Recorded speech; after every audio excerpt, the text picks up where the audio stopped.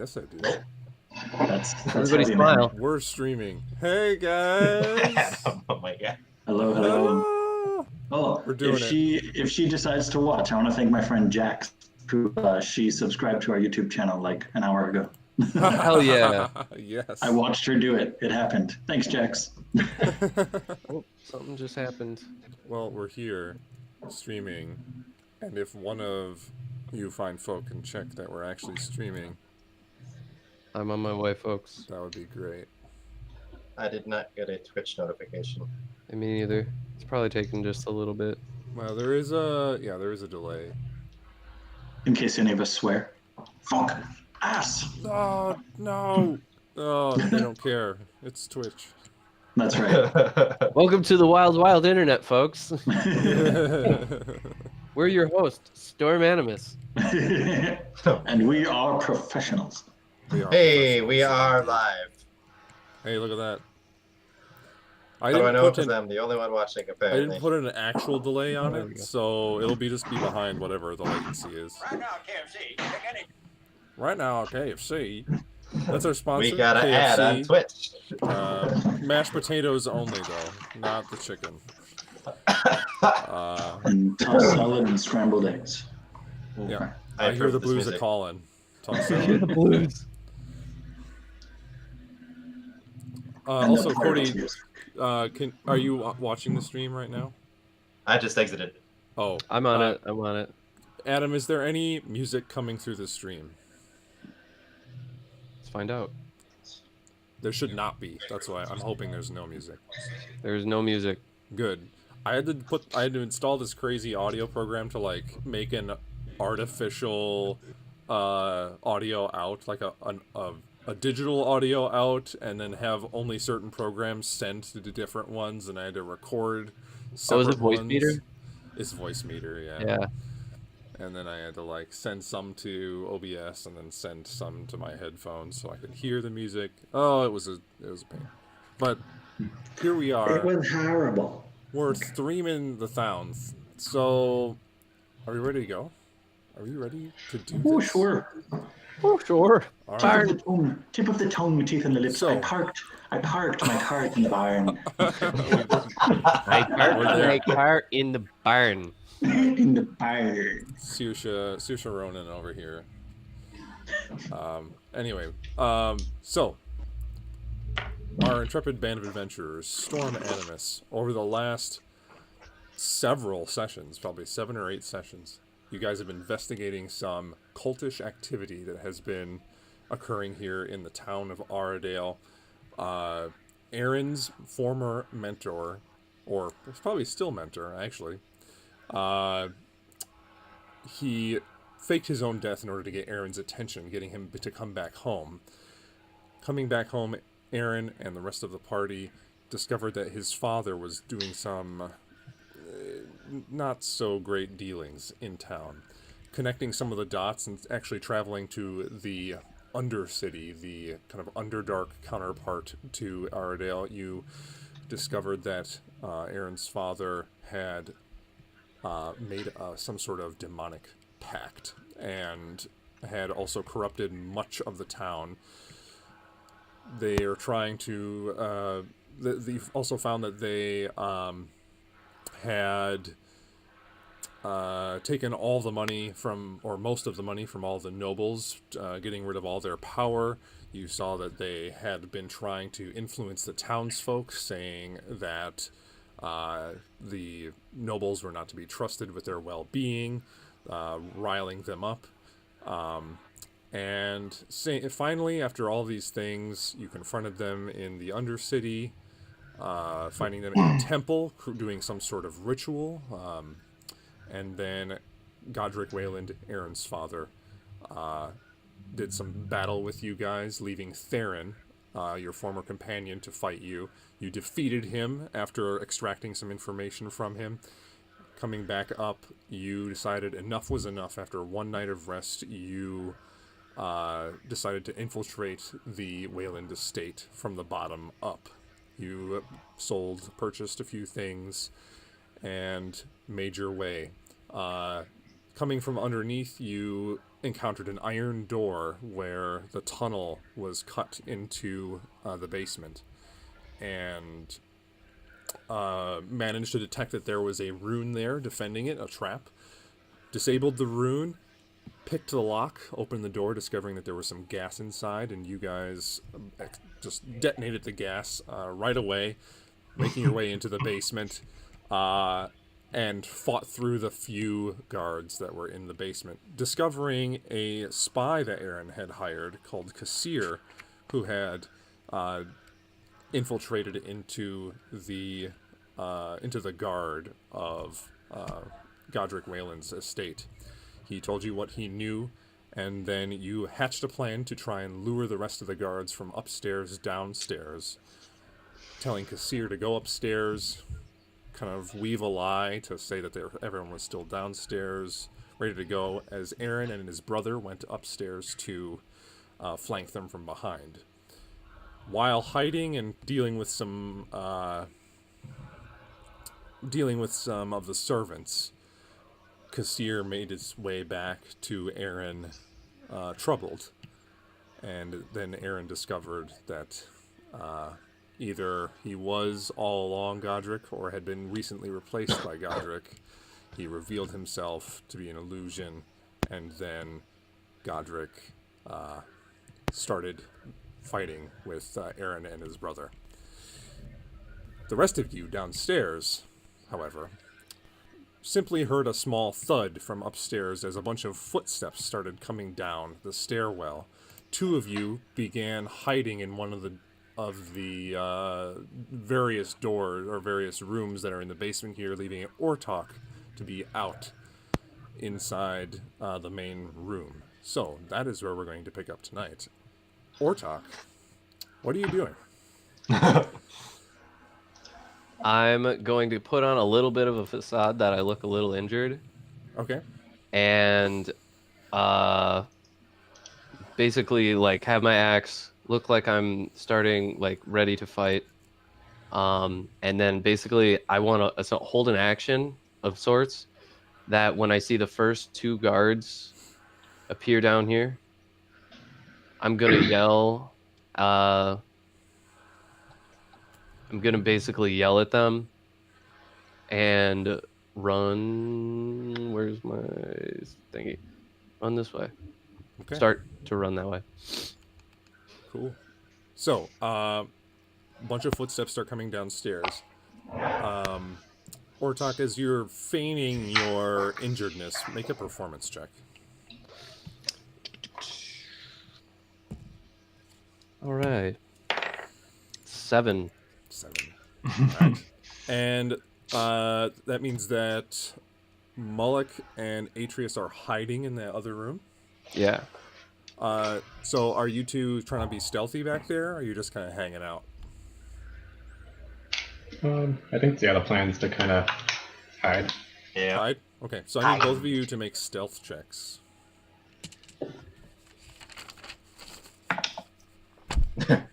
8.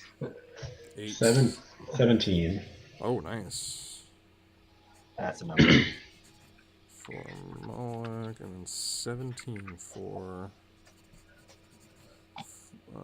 Atreus. All right. In about 5 seconds after you guys get the hiding down and Ortok, you start putting your facade on, you see one guard pop his head around the corner with a spear. What do you do? I'm gonna huck a javelin at him. Actually. Okay. I'm gonna say, "Try to get me, you bastard!" All right. Go ahead and roll the attack. Cool. I haven't done this in a while. 19 to hit. Yeah, that hits. Cool. And this is not a whole lot, but whatever. Oh, hey, that's the okay amount. 8 points of piercing damage. Nice. So he pops around the corner, and he's just like, "You halt!" And as he's talking, the spear is already through the air, and it just sticks him in the meat of the leg, and he's like, "Oh shit!" And he goes to like peel it away from the thick of his leg. What are you doing after that? And I'm going to bolt to right about there. Okay. As you're running away, he is pulling out his crossbow off his back, but he's not quite quick enough to get you before you go around the corner. With your strength, it's easy enough to just leap over the top of those ball bearings. Cool. And you get up to the door. You hear a huge number, or a lot more, maybe not like a huge number, but a decent amount of footsteps additionally coming down the stairs. What are Mullock and Atreus doing as you hear these footsteps outside? So I can assume there's like a great number in the room now. Make a perception check. 4. I'm rolling wonderful. 4? I mean, you hear multiple footsteps. It's really hard to tell for you how many people there actually are. Okay. I go through it, and I'm going to 20. Yep, I'm gonna run up to here. What do I see? You should just say screw it. Yep.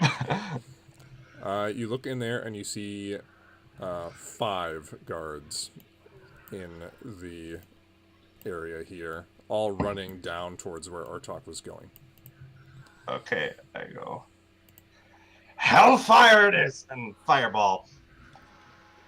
You cast Fireball right on him. All right. You have fireball? So everything up the stairs and damn near to my face. Yeah, sure. Dex save. Dex saves. What's your DC? Where'd you go? Damn it! I'm pretty sure it's 16. Yes, it is. 16. All right, so we got 1 fail, At 4th level, so that's 9d6. 2 fails. Third guy is success. Fail. Fail. Only 1 success out of all the rolls that I did. So, go ahead and roll damage.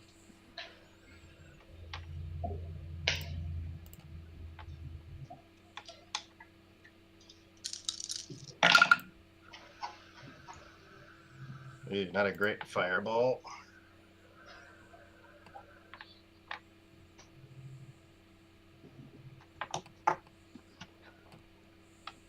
Alright, so 2 6.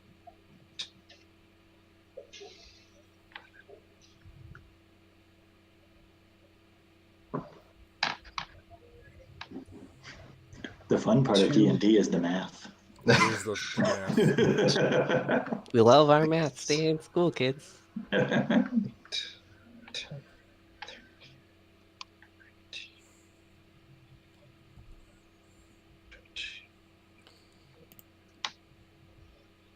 27 points of fire damage. 27. Very nice. Kerblam. Kerblam. I'm going to create a character that pretty much uses Batman onomatopoeias. Oh, no. It'll be a monk that just punches people. Bam! Pow! Pow! Whack! Whack! And half damage to whoever succeeded. Yeah, this guy on the right here kind of quickly dodges off to one side and doesn't take as much damage. You hear a groan from a couple other figures that you can't see up the stairs. Mm-hmm. And I think with you clearly visible and Ortok running away, I need everyone to roll initiative. Ugh, that didn't work. Ugh. Sorry your plan was a little interrupted, Adam. Ortok doesn't really know that. So he's going to try to execute probably.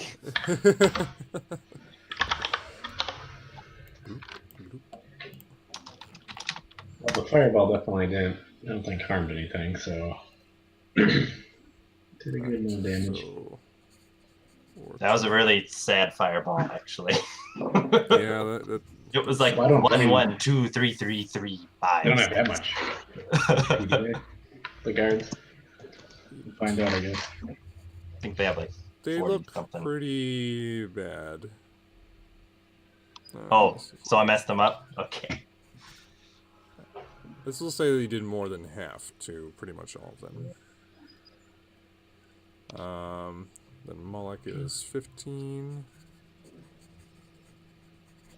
And then we get some guards. Oh.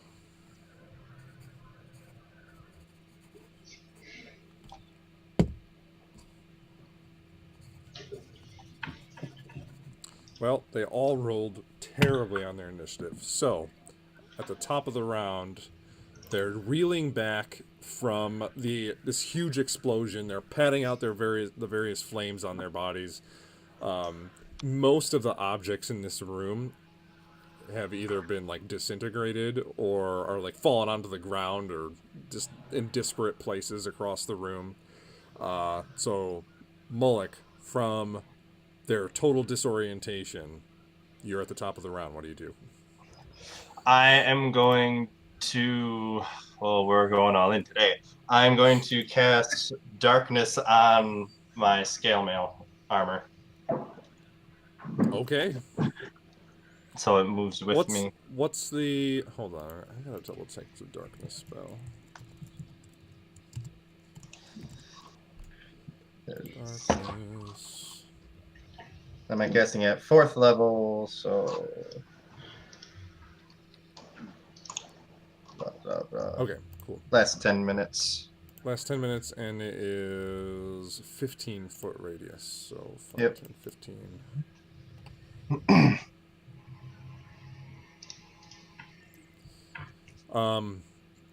So... Alright, you cast darkness. Atreus, you can't see anything. Ortok, you look behind you as the hallway vanishes into this impenetrable darkness behind you. This hallway? Yep, from behind Okay. you here. Yep. Oh, jeez. Okay. Atreus, your vision just goes black. You can't see anything. Hmm. Got anything else, Moloch? Moving around. I'm gonna move off to here. Okay, so 5, 10.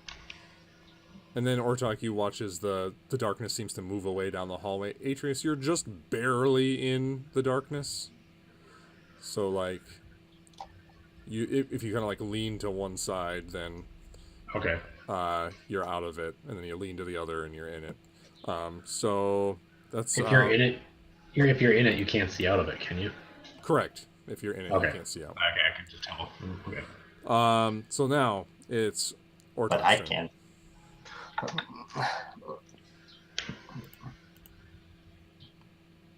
Ortok, Yes. Sorry. it's your turn. Ortok is going to see the darkness and be like, this is not what I was planning on doing. So I'm going to sneak over here. I think I can get to right about here. And I am sneaking. You're sneaking? Okay, Yes. make a stealth check for me. 19. Okay, great. All right. And I'm just going to see what the hell is going on. You turn the corner, and you see this kind of huge bubble of darkness that is overtaking the room. You see kind of like just barely the backside of this guard sticking out from behind the darkness. Awesome. Yeah. I'm going to hit him. Great. Well, I'm probably going to Hit. move right here and then hit him. All right. So that's a 16 to hit. 16 just hits. Oh, sweet. All right. 15 points slashing damage. All right. You slash straight down on top of this guy. He doesn't even see you coming. He's like reeling back from the recent fireball explosion, and your blade sinks through where his neck meets his shoulder, and you get it like halfway down through his body, and you yank your blade out, and he collapses forward into the darkness, and you don't see him anymore. Cool. That's... And you said it's dark Where is it? It's pretty much dark this whole, like... The darkness goes like all the way to here. It's a 15-foot radius. Oh, So okay, for pretty Malik. much this whole room, except like these outer corners here, are dark. Okay, I got you. I'm just gonna stay right there then, because I don't know what's going on with that darkness. Okay. Then it's Atreus's turn.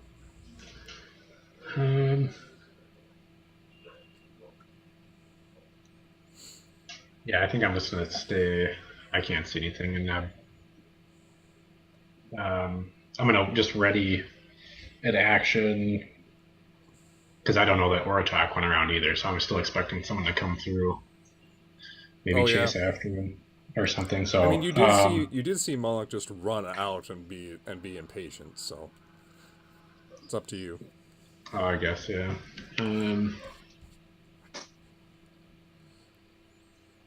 Okay, so if I step, wait, which way is the darkness to me? The left or the right? If I go to the right? It's basically Moloch is emanating a 15-foot sphere around him. So Okay. if you move over here, you can see, because that's too far away. So you come out and you see the door in front of you is slightly ajar from Moloch. Okay, I'm just gonna make my way up around. Not going through the darkness, so I think with 30 I can get about here. Okay. Sounds good. So you guys remember that this is a bunch of ball bearings on the floor, by the way. Yeah, I was reading like rules on that, and since everyone can jump the distance equal to their strength score, it's basically worthless to make ball bearings that only covers one square. Yeah. Yay. But it's like a lot of them right there. Yeah, there's a whole ton. There's a lot. All right, so Atreus, you make it over there, quickly jumping over the pile of ball bearings on the ground. And, all right, that's what you got. So then it's the guards' turn. These guards are all confused. They're just looking around, trying to find what's what. Some of them are going to, like, sit and listen to try and find where some of you are. One of them, let's see. Yeah, two of them manage to hear Moloch's breathing, and they move over to try and make attacks on you, but they have to make the attack at disadvantage. Yep. So two of them are going to take their spears out and just try and jab at your direction. First one wasn't. Huh? I'm going to take my Polearm Master attack of opportunity as one of them enters my when they range. enter the range? Yeah, sure.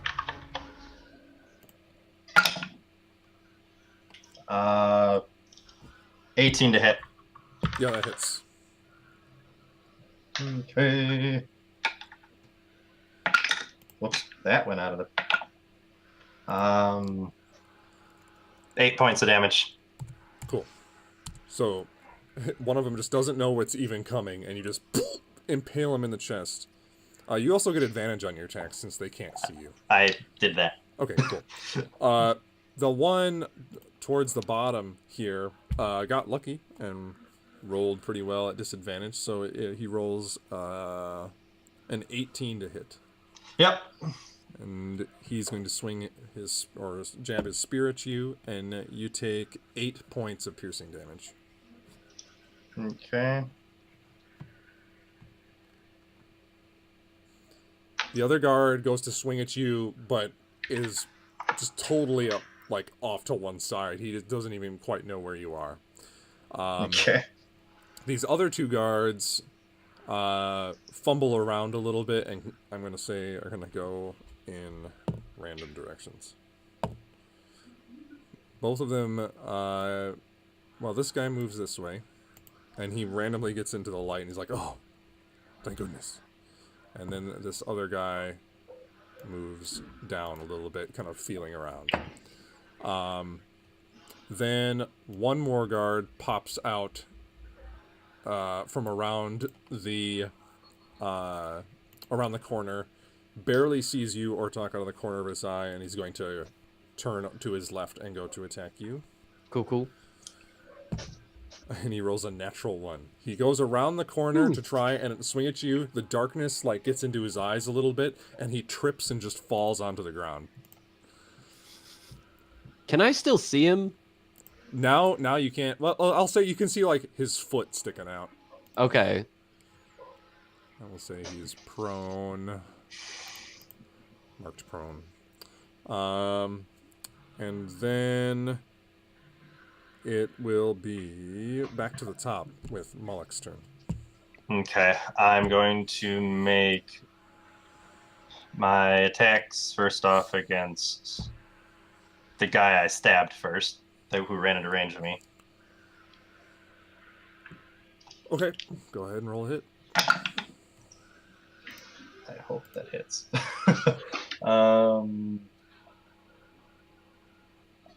24 to hit. Yeah, that'll hit. So I hope this hit.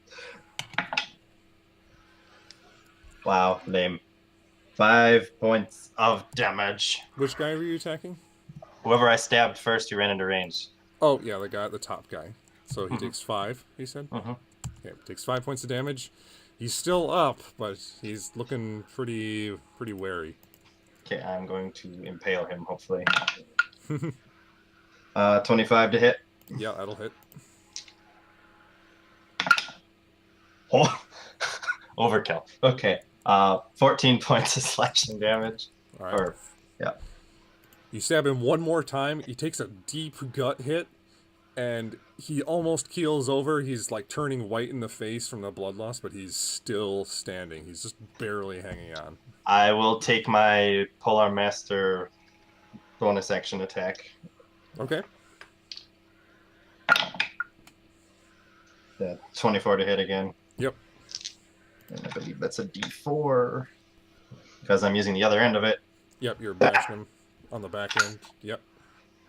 So another 6. Another 6. With this one, he is like just about to keel over. He's like sick in the face. The just blood is gushing from his abdomen, and you take one last bit and just smash him in the ribs, and you hear a couple pops and cracks as he just falls down to the ground and starts bleeding out on the ground. Okay. I will gain my 13 temp hit points. Okay. From the kill. Mm-hmm. All right. Got anything else, Mullock? Got some movement. I think that's all you got.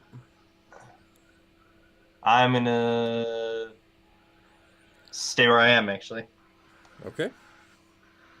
Sounds good. Then it's Ortok's turn. Ortok's gonna attack the guy that's on the ground.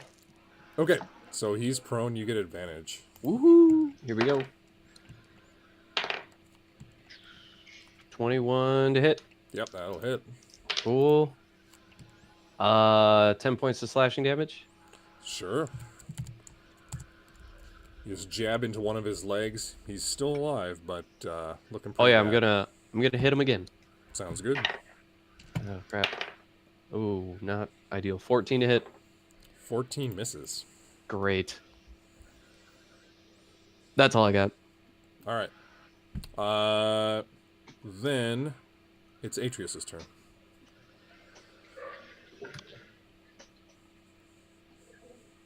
It's gonna move up to there. Okay. Say you got one more square with some diagonals in there. Just a little more. Okay, I guess I can go here. Can I see his foot? Sure. Yeah. Okay. Yes. I see something, I guess. I'll do shocking grasp on him. So. Okay. You get advantage. Yep. So to hit. Oh dang! A natural 20. Nice. Oh shit. Go ahead and roll damage. He's literally just gonna fry. He's medding. These guys are wearing metal armor, right? Yeah, he gets advantage anyway. Okay, so he gets 11 damage? damage from that. Then he'll get 4 from my other thing where I get. Oh, yeah, do the half my bonus. level. Okay, yeah. Yep. So So you 15. reach down, grab the guy around the ankle, and the electricity just courses up through him. You see the body just like jostle and shudder while it's on the ground, and then his clothing, from the extra bit of jolt from your storm ability, lights his body on fire, and he just burns to ash on the ground. Okay. I guess I'm done. All right. Now it's the guard's turn.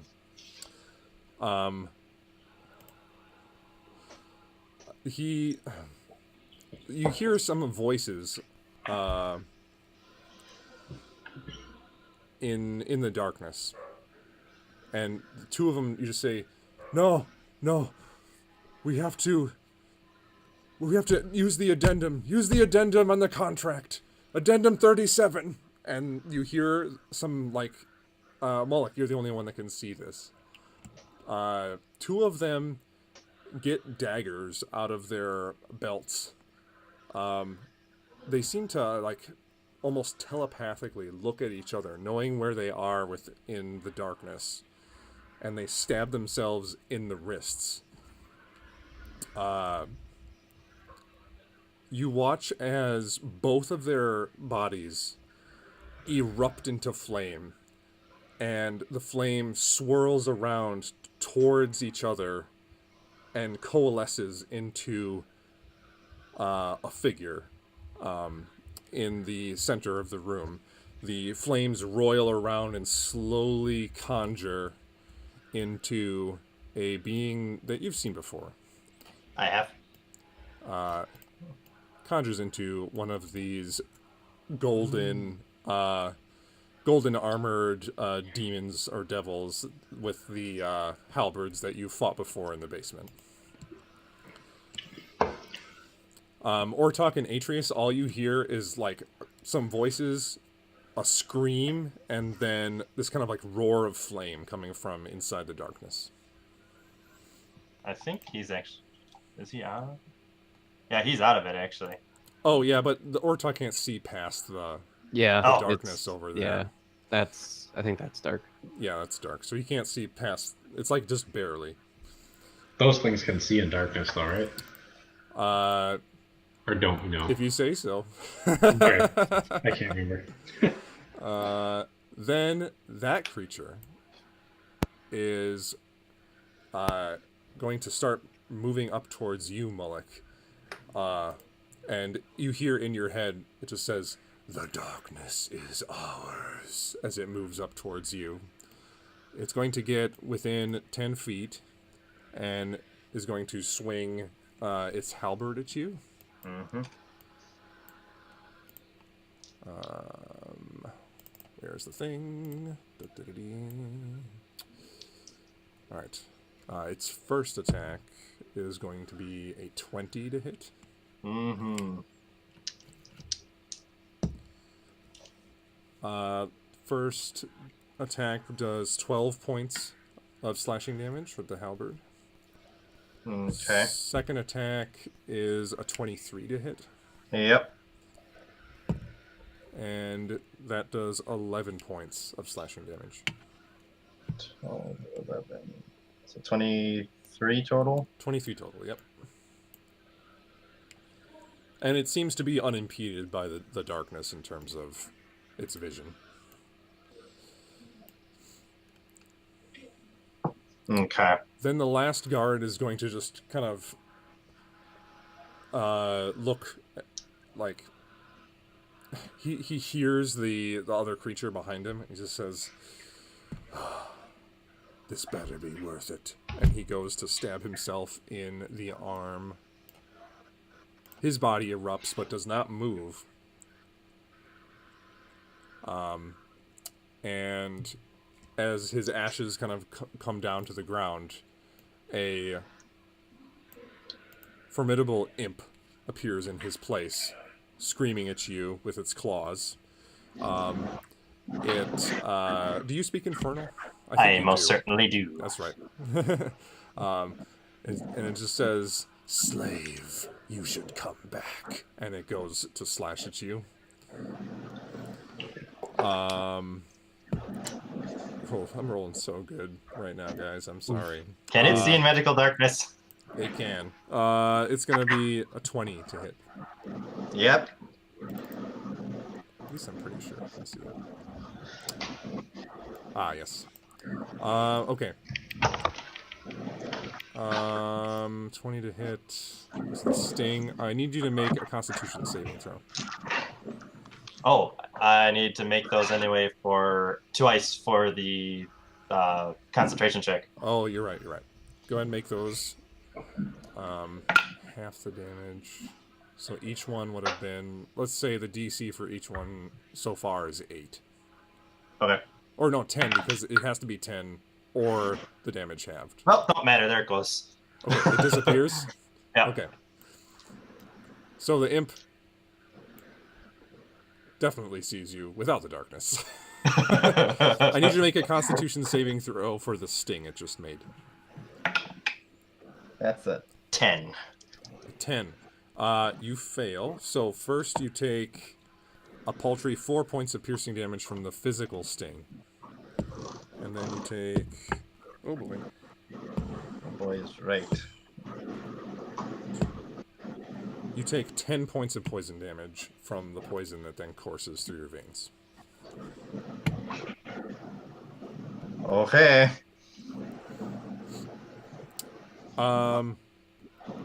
Back to the top of the round. Mulek, Ortok, and Atreus, you all hear footsteps coming down the stairwell. And as you turn to see who it is, after the darkness fades, you see Aaron run down the stairs. And he appears just a little bit ragged. He has his swords drawn, coming down the stairs. Are they still lit? You made it just in time. Your swords are what would they be? No. I don't think they would be lit. I mean, if they went out after the battle, you could. It's your decision of whether or not I was running down and deciding to light them again. But that's your decision, actually. Oh. So, like, if you want to light them, like, you heard a scuffle downstairs, would you have light them as you went down the stairs?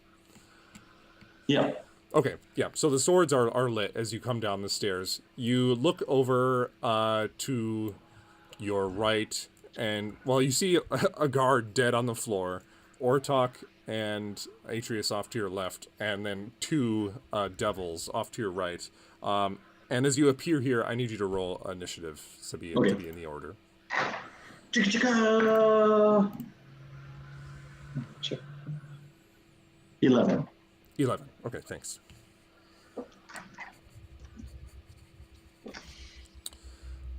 Great. So, we're back to the top of the round with Moloch. I'm going to attempt to slay the imp. Okay, slay the imp. So, Atreus being. 14 to hit. 14 hits. Okay.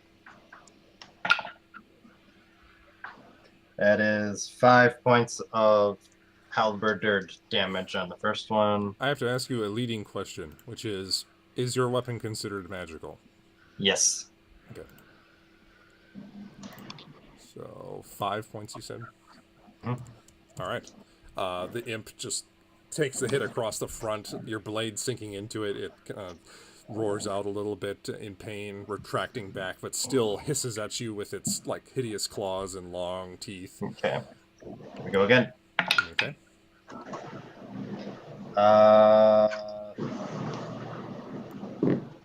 13 to hit. 13 just hits. Okay. Come back. There we go. We're doing 6 points of damage. I am not rolling well. 6 points. Mm-hmm. All right. One more attack, and the imp is still alive, but looking like quite damaged. I'm gonna go for my bash. Oh, all right. That's right. I always forget about that. 16 to hit. That'll hit. Yeah. Another 6 points. 6 points. You swing with the backside, and you aim towards its head. as you get into its eye socket and you see its eyeball just pop like a balloon and sticks out, and he and falls down to the ground and kind of convulses for a couple seconds before he dies. Okay. I will take my 13 extra. Yeah, man. That thing is so good. Stream of steady murder!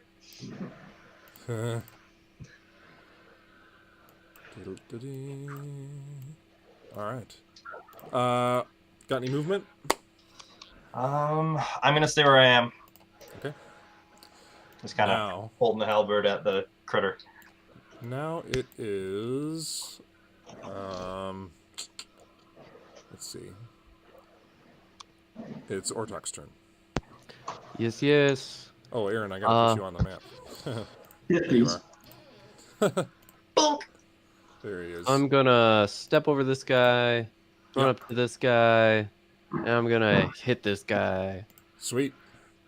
All right. That's 18 to hit. Yeah, that hits. Sweet. 17 points of slashing damage. Awesome. And if he's not dead, I'm gonna do it again. He's definitely not dead. All right. I'm Ooh, not as dead good. yet. 15 points, or 15 to hit. 15 misses. I'm good. What was the first amount of damage? 16? 15? 17. 17. Okay. 17 points down. Yeah. Slashing. Cool. Yeah, you just slashed it across the front. A couple of bits of its armor fall off from the impact, like its pauldron. You see him like with a gash into it. You see beneath the armor is kind of just this like blackish, indistinct nothingness inside of it, but with like it's got like weird skin that covers the blackness within it. It's very strange.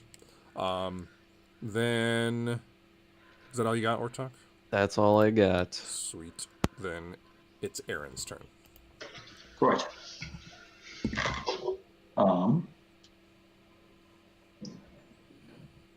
Okay.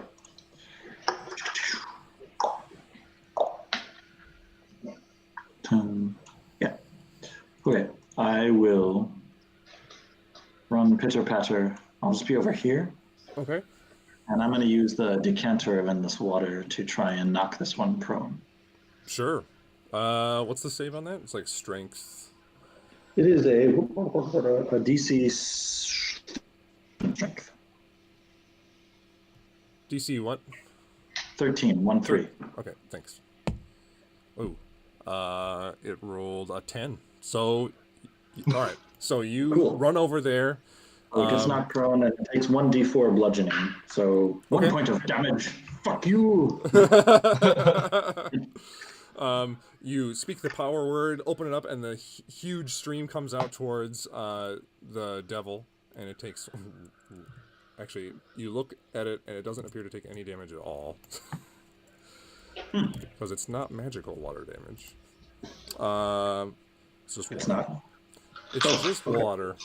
But despite that, it is not strong enough to stay up to the current, and it just falls over, poof, prone onto the ground. Mullick, you get sprayed with a bunch of like mist from the water. Same thing with Ortok.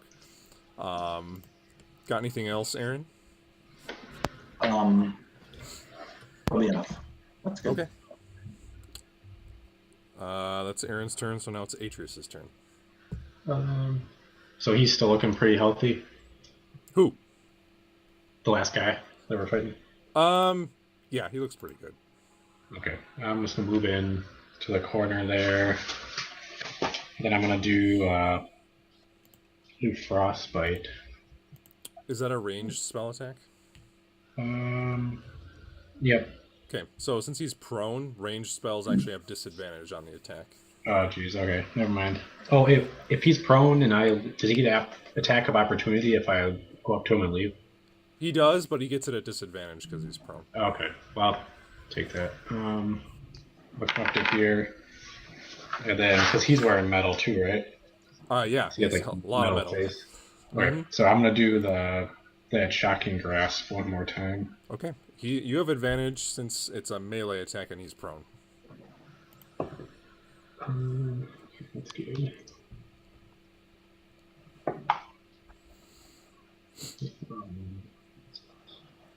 22. 22 to hit. Yeah, that hits. Okay, and then he'll get.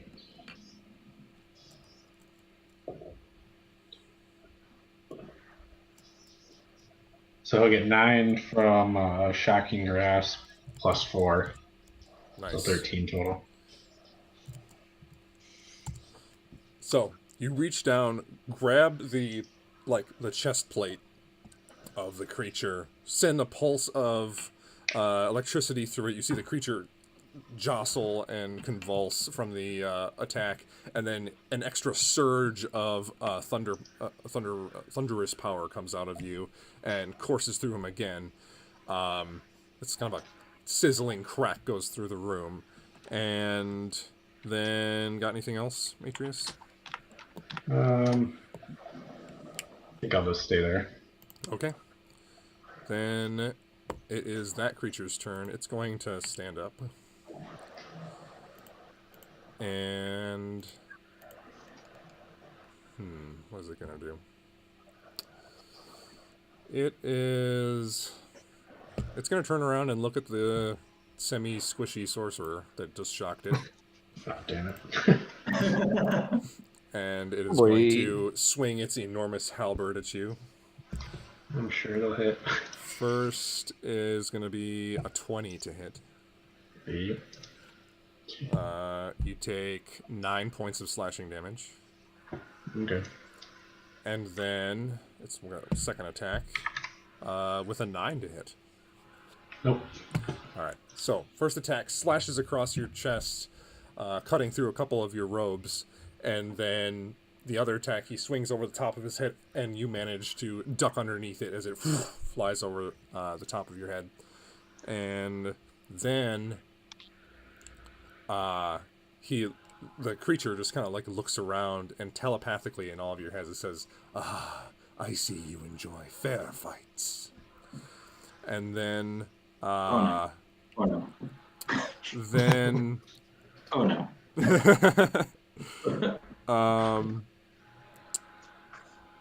that's gonna be its turn. So we're gonna go back to the top with Mullock. Okay, I'm gonna shift to a wide grip on my halberd. Okay. Move over here, and I'm gonna take my attacks at him. Sweet. Do it. 22 to hit. Yeah, that hits. That's 8 points of damage on the first. Nice. The second attack is a 20 to hit. That'll hit. It's 6 points on that second one. It is just barely standing. I'll take my bonus smash. Okay, cool. Sorry, I got all mixed up. Yes. Do the bonus smash. Do the bonus smash. That's a natural 2. Alright, that's a miss. You can do this. Your halberd comes flying out towards it, and it literally grabs the shaft of it before it gets up to its face and goes, "Oh, not this time." And he pushes it away in your direction.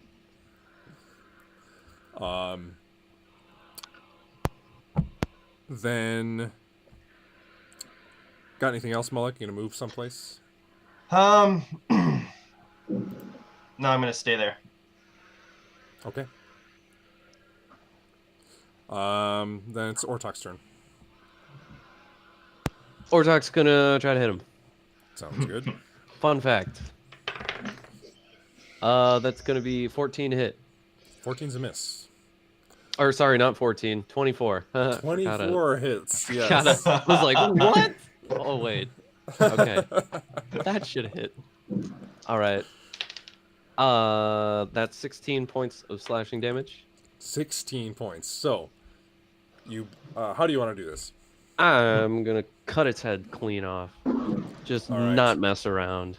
You swing straight across, finding the gap between the helmet and the rest of the body, and you just hear a as the helmet just like flies up into the air, totally decapitating it. The body starts turning into this ashen mist, and it says, "Your time will come," as the body just disperses into nothingness.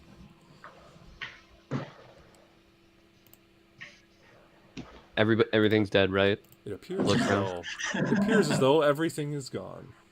Aaron, did you kill your father while you back? Is that the title of the next Game of Thrones? Quote, everything is dead, right? Sorry. Okay. Barely escaped. He captured my brother. Ormond? Right. We need to move now. And Aaron will start running up the stairs. All right, I follow him, muttering something about how Yorman's useless, but I'm still following him. All right. Ortok's moving upstairs. What is everyone else doing? I'm a following. Yep, just follow. Cool. You all start moving up the stairs. As everyone's moving upstairs, I need everyone to make a perception check. I can't roll perception checks. That's a 3. No. Oh boy. Yay!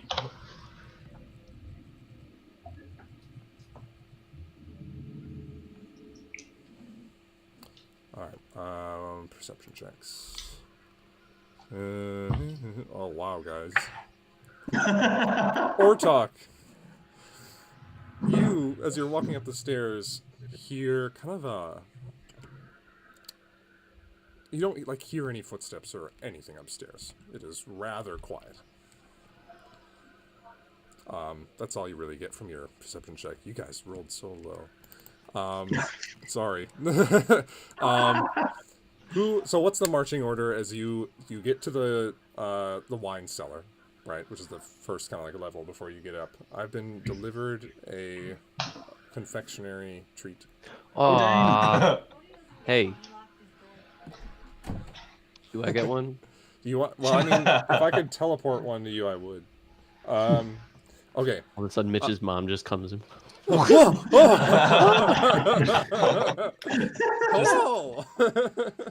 Dimension door. Haven't you heard of it? Right. All right. So what's the marching order as you guys get up through the wine cellar? I think it's just Aaron Ortok. Just the order that we the have one here. you see. I think the one you see before you is what's going to be. The dead body's marching up behind us too. Right. Yep, Okay. holding them up. Weekend at Bernie style. Sweet. So, you all start moving upstairs, and you find your way up into the kitchen area, where the stairs come up kind of in a storeroom-like area where there's a bunch of crates and various things for the cooks to use. Off to your right is where the servants' quarters are. And then off to your left is where Aaron had previously drugged and put a cook into the cupboards. As one does. As one does. What kind of cook isn't drugged? Come on. So True. As you guys get up into this this first floor of the estate, what do you do? So, Aaron, where did you see... You know this place. Didn't you live here for a little bit? This is my home, yeah. Right. My father deceived us. You remember the thief, the cashier? You remember him? Yeah, good guy. He trapped us in that room and morphed into my own father. It was a bit traumatic. Tried to kill us. Eventually captured Yormond, and I just barely managed to duck out and escape through the door. I don't know where he is now. We need to keep moving, and I'll push through the kitchens even to that dining room area. Okay. Should we be sneaky? I feel like this might be one where we might want to be stealthy. Oh yeah, sure, good idea. And I guess we'll all stealth. I'm a sneak. Everyone, roll stealth check. Stealtho Checo. Natural 20. So 20. Nice. I've mastered the art of standing so still.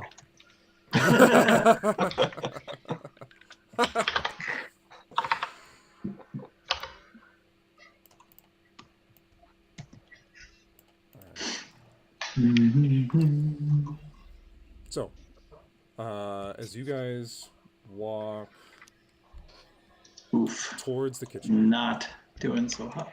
Uh-oh. No, it's okay. What was Aaron's stealth check? Oh. Dex. Well, I mean, Ugh. Okay, not great. So you guys start moving up to the doors that lead, the kind of like the double swinging doors that lead from the kitchen into the main great hall. What's the marching order as you guys go up to this door? Same as before? Probably. yeah, I guess so. Okay. The doors open up, and you see the Great Hall. In the Great Hall, you all see as 6 guards laying in wait release crossbow bolts in your direction. 2 of them are going to go for Ortok, 2 are going to go for Atreus. Actually, no, 3 Ortok, 3 Atreus. Mullock, natural 20 stealth check. You managed to be like just around the corner out of their perception as these bolts come flying. So on Ortok, first is going to be... Yeah. Is one going for me? No. Oh, okay. None are going towards you. Wait, why did I close that? Here we go. First one on Ortok is an 8 to hit. No. Second crossbow bolt is another 8. Also no. Natural 20. Wait, were there 2 or 3 that were on me? 3. 3? Oh, sorry. Oh, yeah, natural 20 hits. Yes? Yeah, okay. Yeah? You take 11 points of piercing damage. All right. Then 3 more are going towards Atreus. Okay. First one is going to be a 22 to hit. Yep. You take 3 points of piercing damage. Okay. Second is going to be a 7 to hit. Nope. And then third is going to be a 20 to hit. Yep. And you take 4 points of piercing damage. Can we have the map? We have the map. We will in a second. Okay.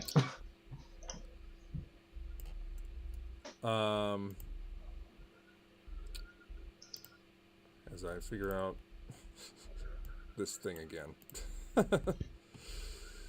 Alright, here we go. I'll put you guys where you're supposed to be in a second here. Reveal areas. Great Hall.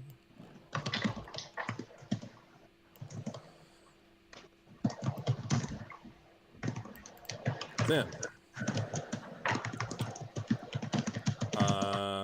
yeah, Moloch, you're just around. I'm going to say you're just around. I'm going to reorganize you guys. Yeah. Oh, that's why I couldn't see it. It's You're way just over around here. the corner. Atreus and I think Atreus was further back. Ortok was behind Aaron. Mm-hmm. As you guys were coming, I will say like you came through the side here, or whatever, something like that. But as soon as you swung the door open, all these crossbow bolts came flying through. Then let's see.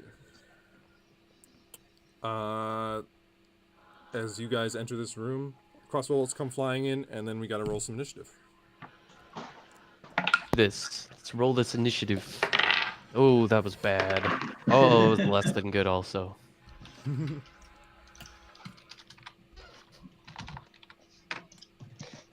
3. Uno, dos, tres. But who's counting? Ooh, you guys are much better this time. Generally. I was gonna say something. Right. 15 for Atreus. 14 for Ortok. 3 for Mullet. And Aaron got a 19.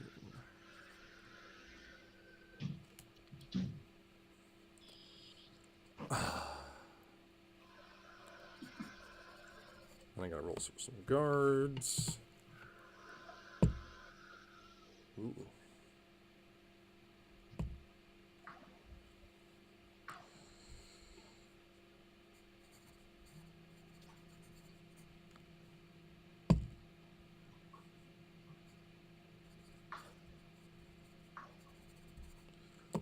Alright, so these are all set 1.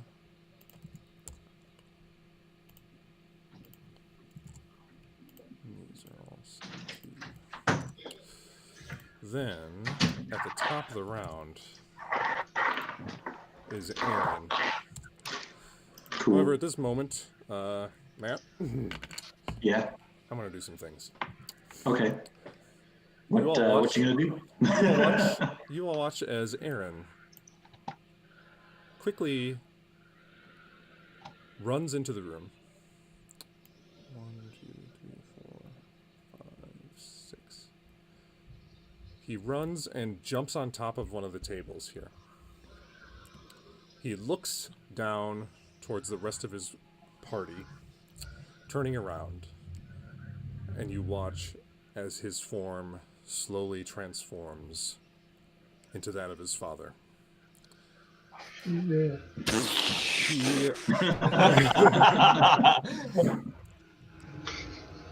He then chuckles as his finger goes out, and an enormous pillar of flame erupts around the entirety of the adventuring party, pretty much encompassing the entirety of the kitchens, as hellfire erupts inside of the entire kitchen area. I need everyone, it's including Atreus, Ortok, and Mulek, to make dexterity saving throws.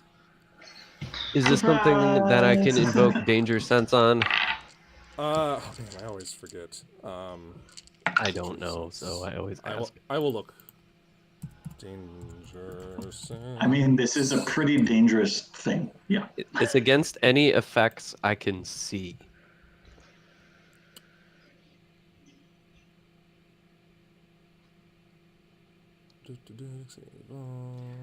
I mean, from a yeah. story perspective, seeing one of your friends morph into your enemy and point at you is probably a dangerous thing. That's true. Sense danger. Just waiting to roll. I'll say yeah, sure. You. Hey! That wasn't good. That was only slightly better. This is dexterity. Yep. 19. 19. Okay. What did Atreus get? Oh, I'm trying to find. I got 16. 16. You all save. Whoa! Awesome. All right.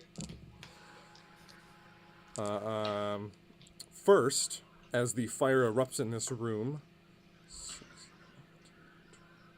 you all take 14 points of necrotic damage, but you get to half that. So that's 7 points of necrotic damage. 4. You're resistant to necrotic damage? Oh, I thought you said fire. Sorry. Necrotic damage first.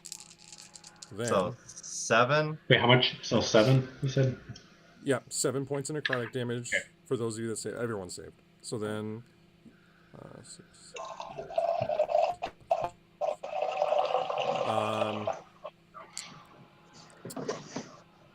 Then you all take 12 points of fire damage. You get to half that, so all of you take.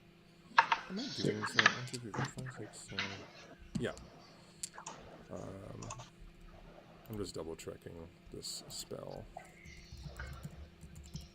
I think.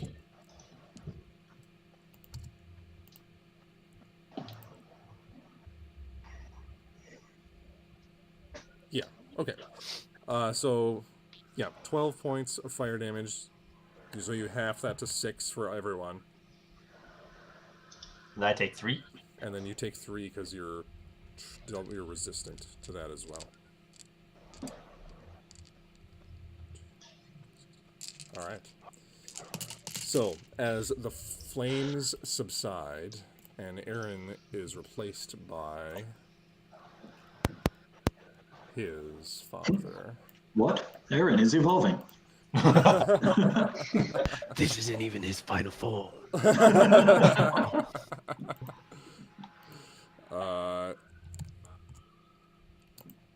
That is actually Godrich's turn. Then. Sorry, guys.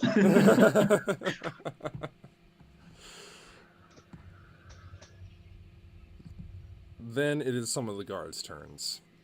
Ortok, since you're ahead of everyone, and Moloch is still technically hiding off to the side, 3 more crossbow bolts are heading towards Ortok.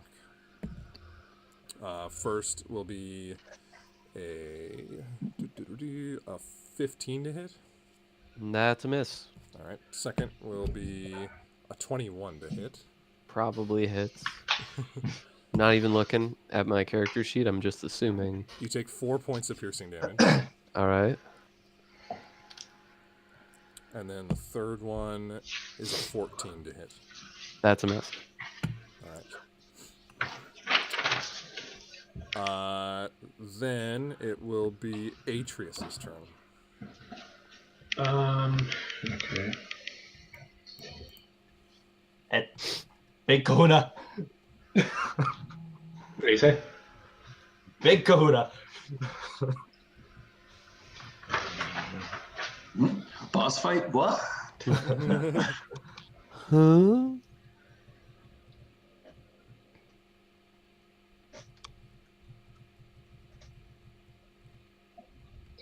I think where I want to put this thing. I love sentences that start Goodness. Okay, well, I'm gonna do Storm Sphere. Oh!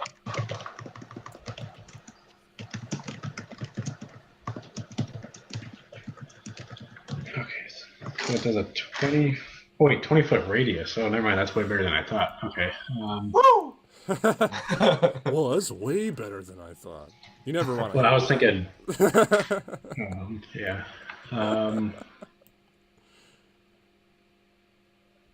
All right, where are you going to put your storm sphere then? Like, if I just. Would it actually, like, penetrate the walls or no? Unless that spell specifically says it goes through walls, then no. Okay.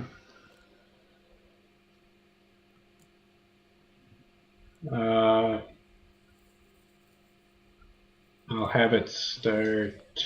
I'll start it here, I think. So it'll be. Where do I draw a circle on this thing? I don't think you actually can. Oh, I can. Freaking is not going to do very good.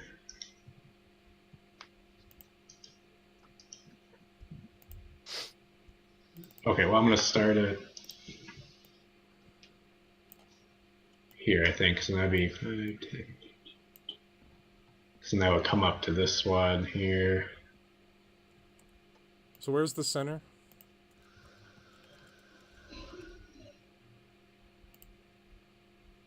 It'll be right there.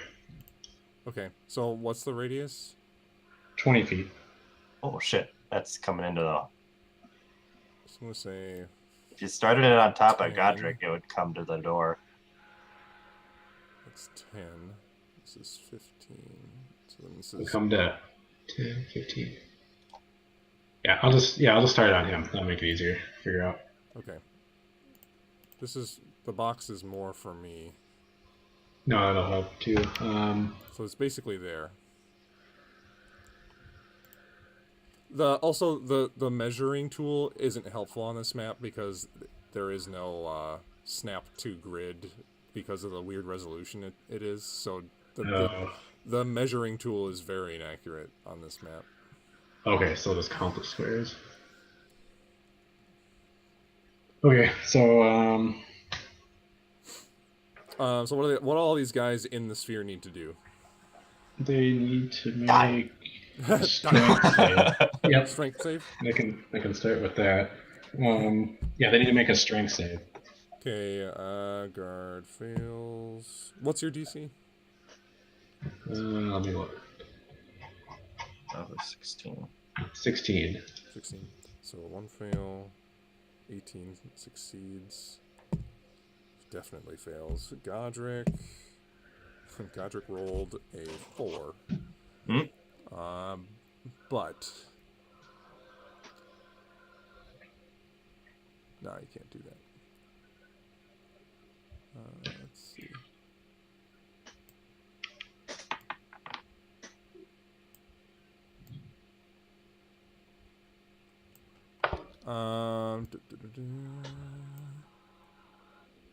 Yeah, Godrich fails.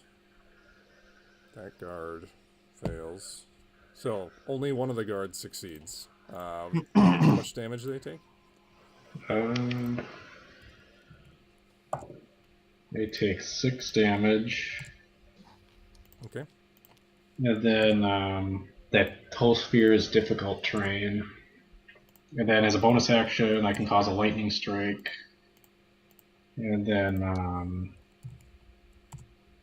I'll do it on Godrich there. Zap. As a bonus action, you can do that? Yep. Okay, cool. So that'll be 19 to hit. That hits. However, let's see here. Ability check. Saving throw. All right. He is going to use his ability Infernal Ringleader and is going to see the lightning bolt coming out of the cloud and literally grab the guard next to him and throw himself behind the guard, putting the guard in the path of the lightning bolt, and the bolt is going to strike the guard instead. So go ahead and roll damage. Okay.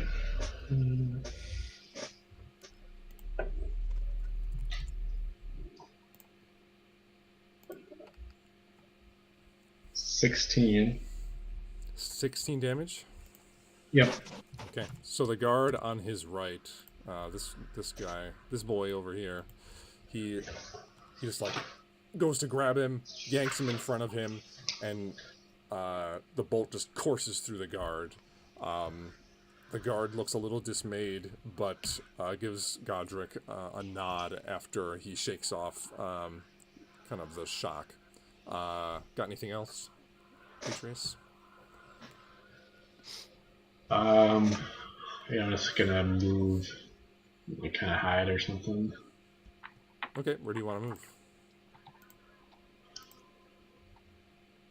Alright, it's all a wall, right? Where we see walls for conduit. Yep. So then I'll hide over there. Just So- the black is the door. The blackness. Okay. Mm-hmm. So yeah, it's difficult terrain, and then within 30 feet, you have disadvantage on perception checks Okay. made to listen. Okay. Is that It doesn't say fine, anything maybe? about being obscured, though, right? Then you know what? There's nothing. It doesn't have any language about being obscured. No. Okay. Good. Then that's Atreus' turn. So now it's Ortok's turn. Woot woot. Ortok is going to step up to right about here. Go into a rage. Okay. and then use his Thunderous Charge Sweet. and charge in a straight line to about here, outside of the storm. Oh shit. Yeah.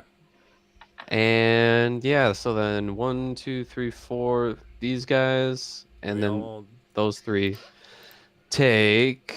they need to make a save, right? I think. Yeah, 15 dex save. I'm gonna roll real quick. Do you need me to separate out force and lightning at all? I don't. All right.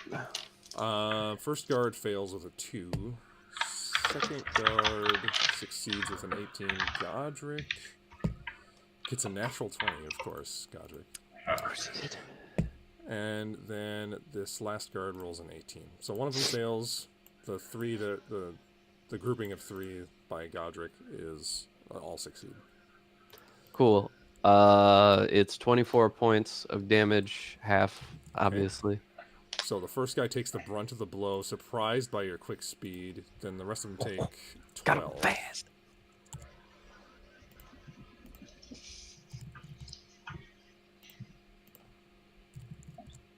All right.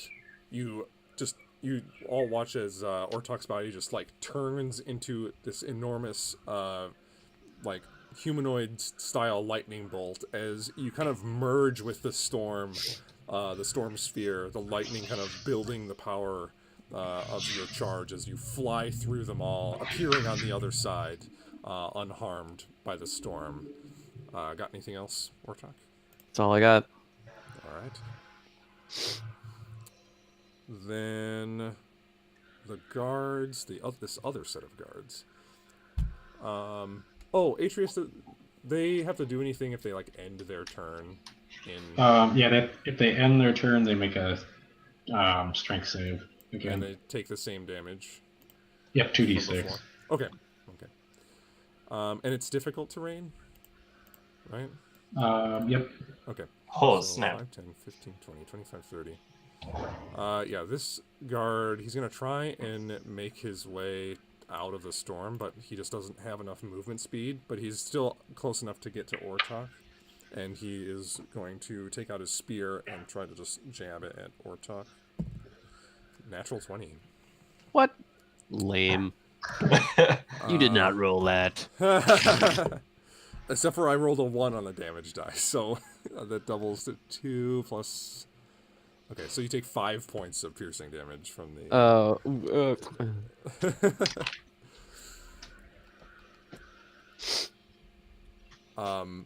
Then these other 2 guards... Godrich points at them and says, "You know what to do." And both of them look at each other warily, jab their daggers into their wrists, and you see the flames erupt, their bodies turning to ash as the flames conjure themselves together into the similar or familiar demonic creature. Let's move out there. It is going to spend, let's see, 5, 10, 15, 20, 25. Actually, it's going to come around the corner here at its 25 movement speed. Mullick, you get that polearm attack of opportunity if you want. I do. He doesn't see me. Well, after you attack him, he will. He doesn't notice you as you come around the corner, so you are technically hidden to it, so you get advantage on the attack. All right.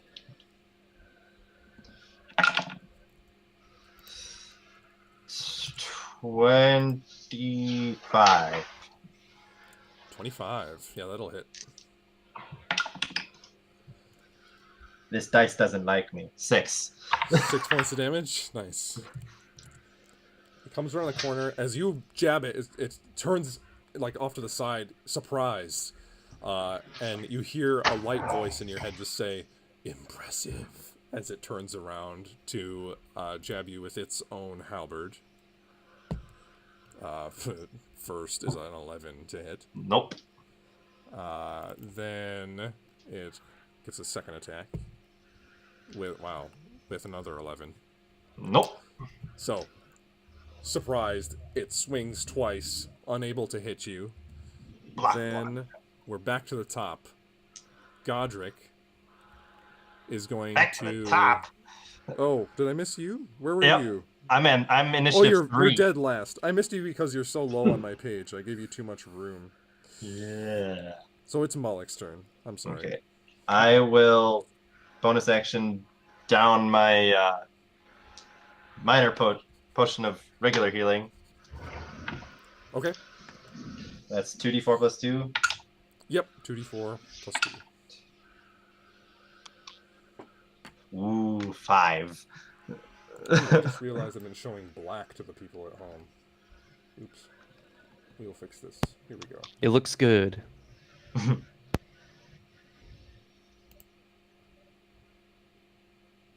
we go. And How many then turns are in there? I will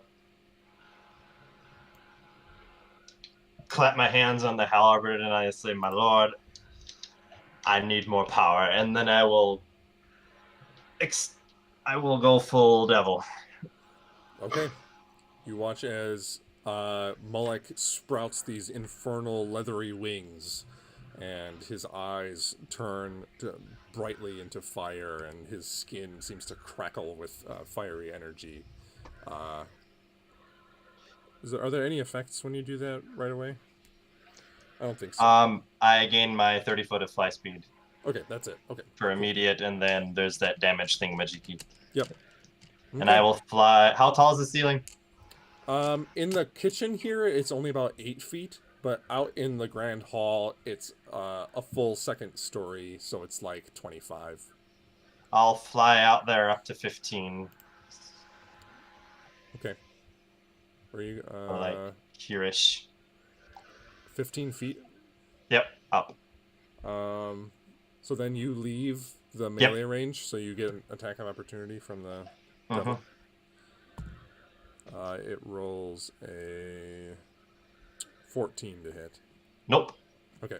So it swings wide. You manage to dodge loose. What else you got? Well, that prayer I said. Well, Yep. I thought that was the whole thing. Okay, well, make a religion check for me. Oh shit. Ah! Come back, dice.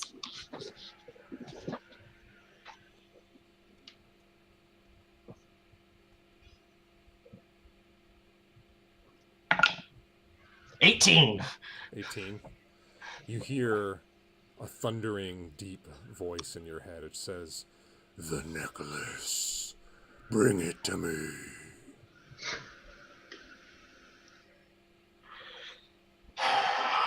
Okay.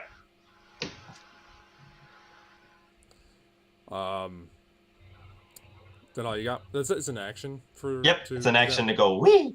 Okay, cool. That's Mullick's turn. Now it's Godric's turn.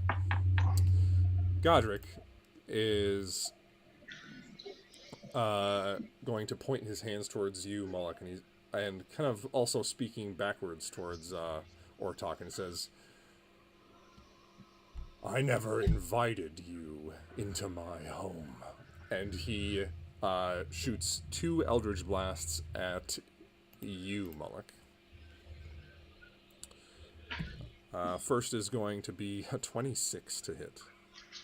I don't think so. I'll roll the second one right away. Yep. Oh, second one is only a 9. Yeah, no. So you take 9 points of force damage.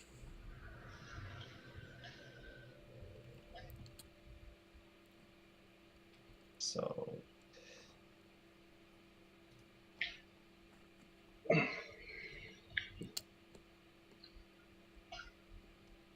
Got it? 9 points? yeah, I'm trying to. Yeah, 9 points is the number. Come on. We'll move on from that. Now it's Yep. the guards' turn. The guards... Oh, I haven't been doing the damage for that one guard that didn't leave the sphere. So... Do I just roll 2d6 and it counts for all of them? Sure. Let's do that for the one that I missed. Ooh, I got a 6 and a 2, so 8. Okay. So the guard... That's bludgeoning damage. The guard nearest Ortok took that damage. Then these other guards... this one's just going to move out of the storm sphere. Let's see, 5, 10, 15, 20, 25, 30. This one's going to move down that way. And this one's going to stay near Godrich. The guard by Godrich and the guard nearest Mullock are going to shoot crossbow bolts at Mullock. First is an 8 to hit. Nope. Second is a 22 to hit. Mm-hmm. You take 4 points of piercing damage.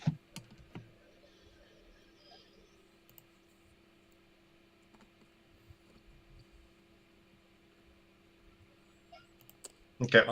Okay, that's those guards. Now it's Atreus' turn. Did they all lose their 8? Well, can you roll again for these? These. Oh, you want them for each? Okay, each individual one gets a roll. Yeah, since I've grouped the guards into larger groups, let's just do it for like every time a group of them ends their turn. We'll roll a dice. Okay, so that'd be 8 then for that turn, right? Oh no, like the 8 was for the guy for the turn before. Oh, okay, so roll again. Roll again, yeah. 3. Okay. This guy takes 3, and the guy nearest Godrich takes 3. They're just going to buffet it around from the storm sphere. You see that a couple, like, chairs from these various tables are starting to slide around. The fireplace is flickered out totally. Various, like, tablecloths and various, like, goblets and things are whipping around in the air. And then it's actually Atreus' turn. Yep. What do you got?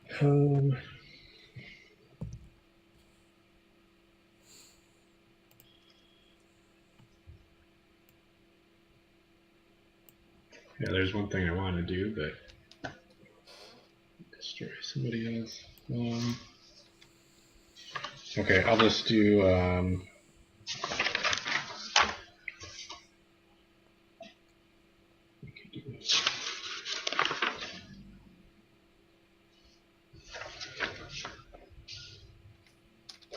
gonna do. Okay, so.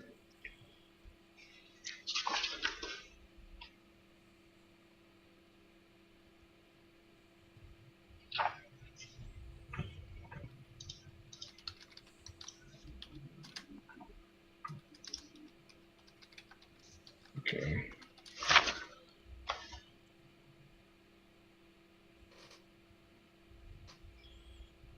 And I'd move up to here, 35. Mm-hmm. So that's about 20. And I'll do Thunder Wave. Okay. So I gotta make a con save. So I'll just be the gold guy. Yep. He rolls a 12. Okay, so then he'll take 2d8.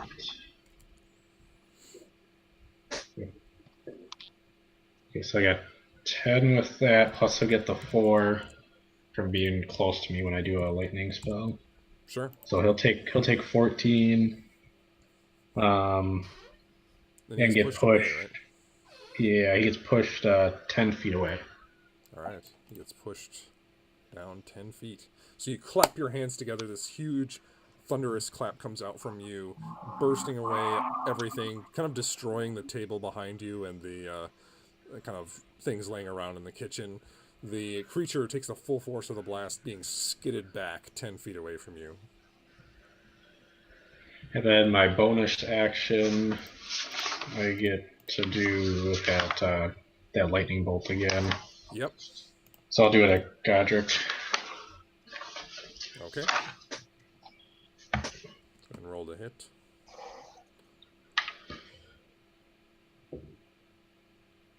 I think it's 24.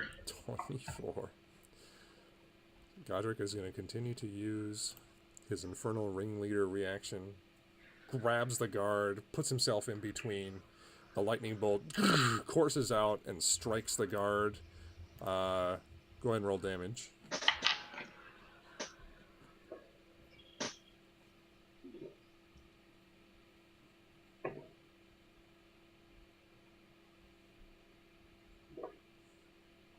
$17. All right. The guard shakes and almost collapses to the ground, but just barely stays alive as Godrich pats him on the back, and he just says, "Your service is appreciated, friend." Then, got anything else, Atreus? Gonna move someplace? Is this square completely occupied by that cart, or can I move into I'm it? gonna say that cart from the Thunderwave is just like splinters everywhere. Okay, then I'm gonna move diagonally. I got 10 feet, so I can move to that corner. Okay, sounds good. Now it's Ortok's turn. Ortok is gonna hit this guy. Sweet. Surprise, surprise. He's also gonna use for his bonus he's gonna activate his lightning blade. Okay, sounds good. Cool. And I'm gonna try to hit this guy hard. Natural 1. Nah. You go to bring your blade up after activating the lightning, and you just slice through one of the chairs, totally bisecting it, but it interrupts your attack a little bit too much, and you miss. Fuck that shit. I'm gonna go to attack him again. Sounds good. Oh, also not good. 12 to hit. 12's a miss. Yeah. So he actually manages to parry your legendary storm weapon off to the side with his shitty spear. It looks so scary though. It does look very scary. Got anything else, Ortok? No, that's all I got. Okay. The guard that you just swung at is going to nervously go to jab at you with his spear. With an 8 to hit. That does not hit. He is sufficiently pissed his pants and Woo. cannot hit you. Then this this devil creature is going to look up at Mullock,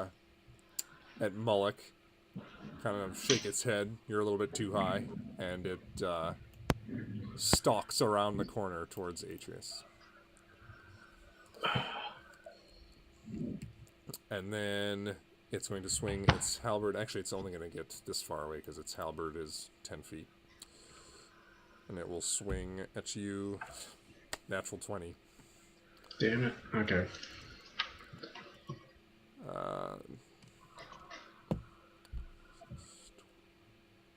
You take 16 points of slashing damage.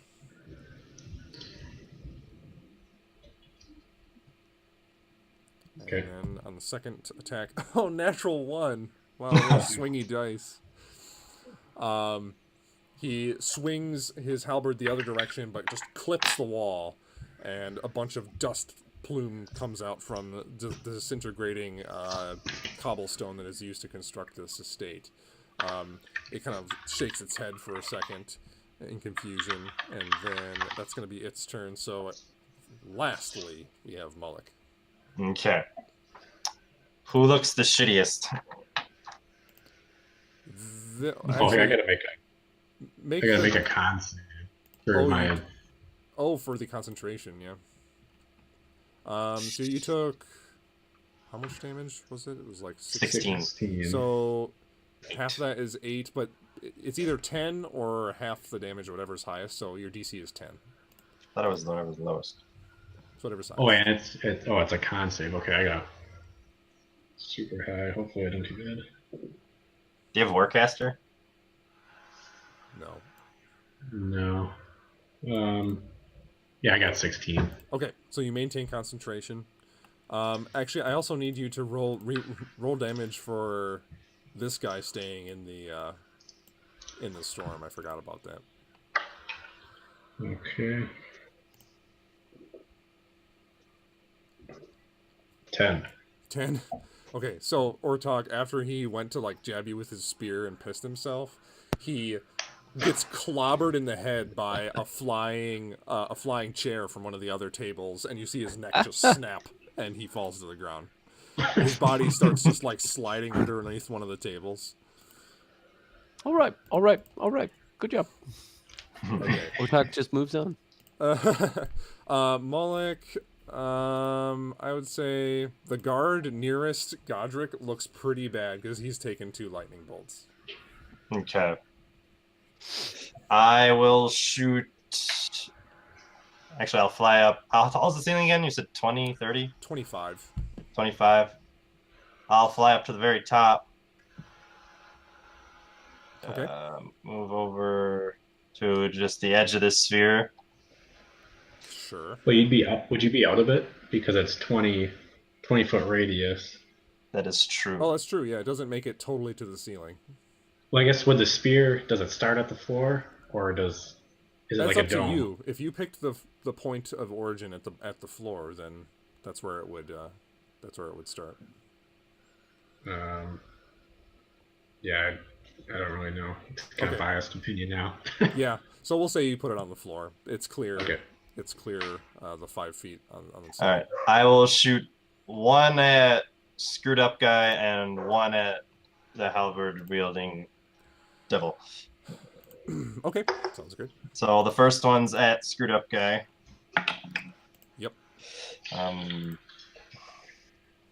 24 to hit. Yeah, that'll hit. And that is 10 points of force damage. Sure. And I yank him 10 feet away from Godrich, so towards me. 5, 10. Sure. And then second one attack on the other guy. Yep. That's a 16 to hit. That just hits. Woo! Woo! 13 points of force damage, and yank him 10 feet closer. Oh, thanks. Sure. He gets placed like right underneath you, essentially. Get the hell away! And bonus action. Can I do anything that's bonus action-y? Nope. That'd be up.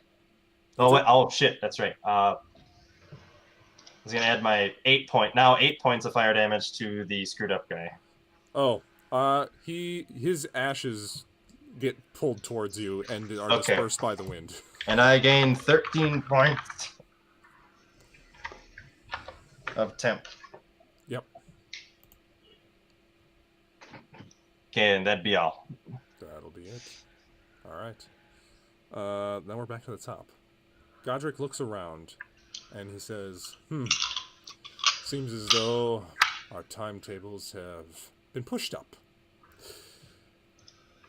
The king couldn't have seen how nice this estate is since you've messed it all up. Well, I guess he'll just have to have a personal visit from me. And he vanishes.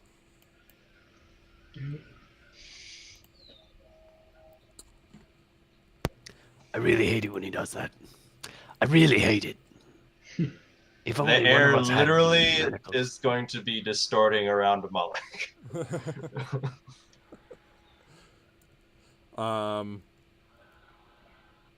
Then it's these guards' turn. These guards are going to... the one nearest you, Moloch, is just going to shoot you with his crossbow. Okay. 22 to hit. Yep. You take 2 points of piercing damage. Okay. This guard is finally going to make his way out of the storm and make it up to Ortok and just jam his spear towards Ortok with a 16 to hit. That'll hit. And you take 8 points of piercing damage. Alrighty.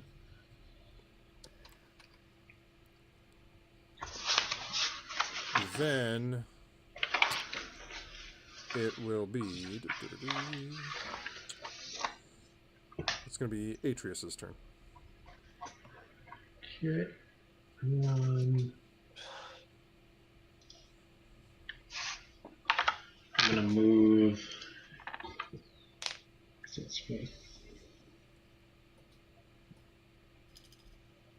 You're like you're up to the ceiling, Malk, right? I'm Like at 25 up feet 25 feet up, yeah. Okay.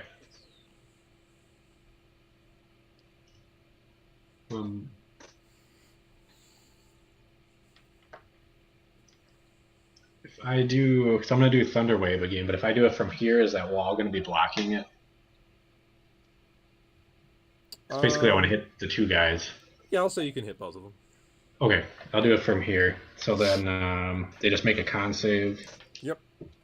Guard with a natural 1. And Aye. the Woo. devil with a 2. So Okay, so they Rolling well today. get hit. Everybody is. Um,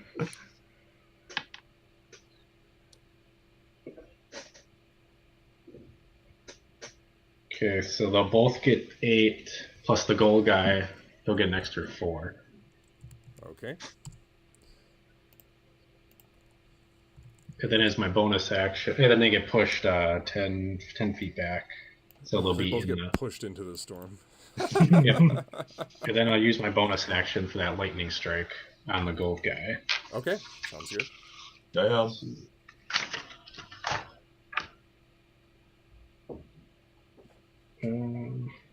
Oh, dang. Okay, so I get advantage since he's in the storm, so I have to roll again.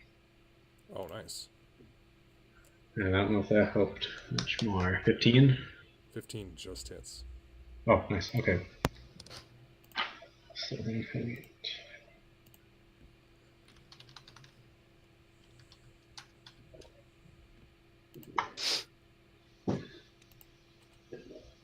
So 13. 13 is that's exactsies. So the lightning bolt courses out of the storm sphere, coalescing around the devil, and multiple burns are inflicted upon him as he shakes and shudders and collapses to the ground, his body turning to ash and mist, leaving the armor behind.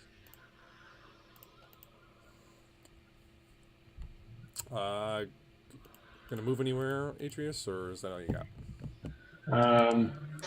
Yeah, I'll probably. Is this table broken too on the side wall here, or is that? That one's good.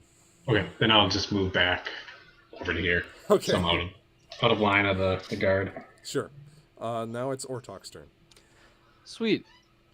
I'm gonna use reckless attack on this guy. He looks around to see most of his friends messed up, and he goes to put his hands up in front of his face to try and block. He's really freaked out. What do you do? Cool. I'm gonna kick him to the ground. All right. Still using reckless attack. Go ahead. Try to kick him to the ground. Yeah, just do an athletics check, but with advantage. All right.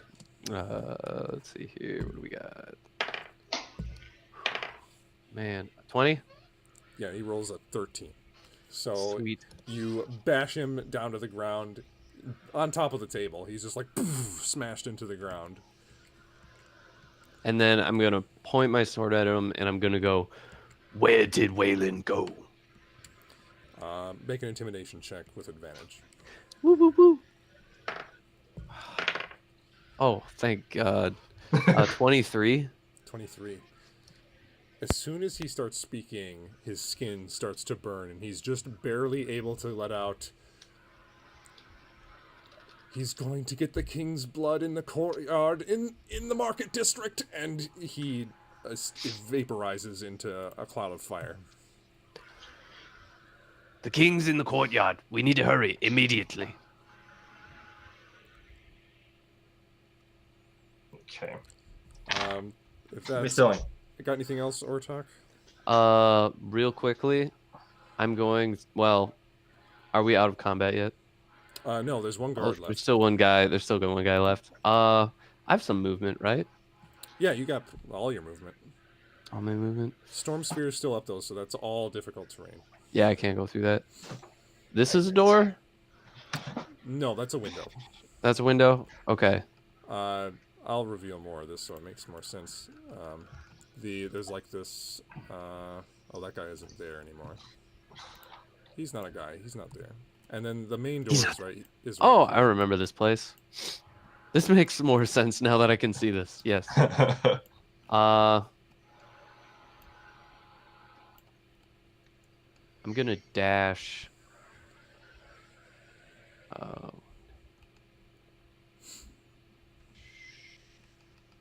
You know what? I'm just gonna go right here because I know that I can get here, and probably not. Or I should be. I think it's only if you end your turn in there. Yeah, if you end your turn. So you can go through it. You can walk through it as long as you don't end your turn in it. Yeah, I think I can get to right here. Is that possible? Or is that wall in the way? Okay, Sure. I can get to right here. Okay. You fight your way through the storm and are managed to pop out the other side. Then let's see here. Then it is. Oh, that guy's gone. So now it's Molek's turn. Okay, I'm going to fly.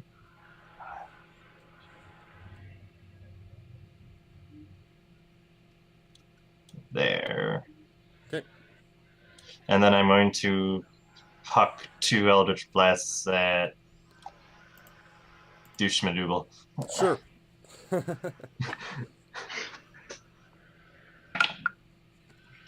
16 to hit, first one. That'll hit. And the second one to hit is a natural 20 to hit. Nice. All right, roll damage. The first one was 5 points. 6 points of force damage.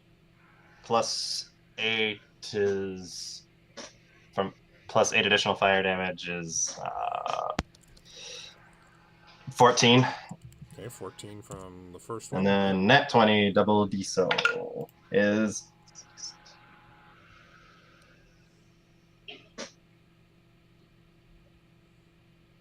it's 21 points of force damage. So you And I will yank him towards me. Well, you project 2 of these force beams in his direction, and both of them pierce straight through his armor, through his chest like a bullet, leaving a seared hole in his chest, and he just collapses onto the ground. I'll yank his guts out of him. All right, you yank, and just entrails come flying out the holes you pierced into him. Okay. All right. And that be my turn. All right. There's no other enemies around, so we're out of initiative. I am booking it. Wait, shit. We do need to find Aaron. I don't know if he's here. Let's run upstairs real quick, see if we can find him, and then run. If you see anybody, run. Yeah, I need you all to make perception checks.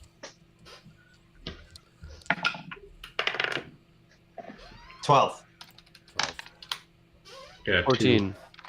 Are we saying the storm sphere is still up? Because we got disadvantage if it is. You can You should probably just take it down because it's yours, you know. Okay. drop We'll concentration. take it. You can just stop taking, concentrating on it, and it will go away. Okay. Yeah, we'll stop it. Okay. So the storm sphere dissipates. What was everyone's perception? 16 for Atreus. No, I got a 2. That was You from got a before, 2. sorry. Ortok, you're the perceptive one today for some reason. Not normally. You hear the clopping of hooves coming from outside as you see a carriage quickly moving away from the estate. Yeah, that's what you see. Also, you kind of hear outside the sounds of thunder, and it starts to rain. I don't know why, but I feel like somebody important may have been on that carriage. Because they seem to be going away pretty quickly. What carriage? Why would he take a carriage when he can just wherever he wants? Well, maybe he can only go. Did I recognize the spell he used to go poof? Make an Arcana check. I do know Dimension Door. But you still make an Arcana check. Okay. Arcana. Natural 20 plus 0. It was Dimension Door.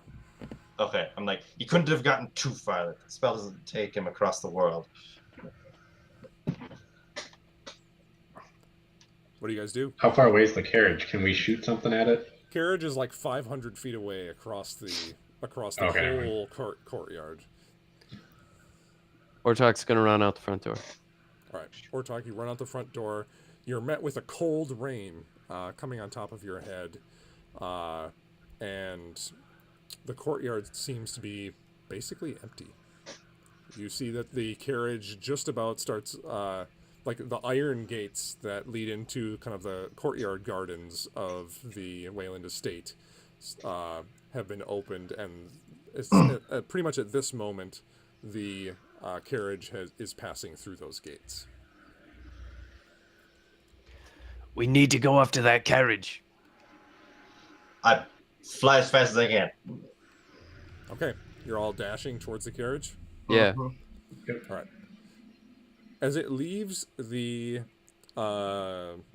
courtyard, it hangs a hard left, which doesn't line up with what the guard had told you. The guard had said that Godrich was going to the market district to potentially off the king. But the carriage seems to be heading towards the southern gate. I'm gonna try to throw a javelin at the. Well, actually, how far away? How far away is it still? With your sprinting, I'd say at this point you're probably 400 feet away. Yeah, there is no way I'm gonna hit that. At this point, I would like Matt to please return. You. Good morning. And I'd like everyone to please either mute or peace out for the next 5-10 minutes. Hey, you're finally awake. Oh no! Oh no! The Skyrim beam. It's back. Oh wait, no. Okay, come back in 5 minutes. Border, right? Got caught up in that Imperial ambush. Anyway. All right. Is everyone good? I think I will probably. Well, let's see here. Yeah, I'll just take my headphones off. Why not? Jeez. All right. All right. So, Aaron, you feel the sudden sensation of loss as my friends just abandoned me. No. The sudden sensation of rumbling beneath you. Beneath me. Yeah.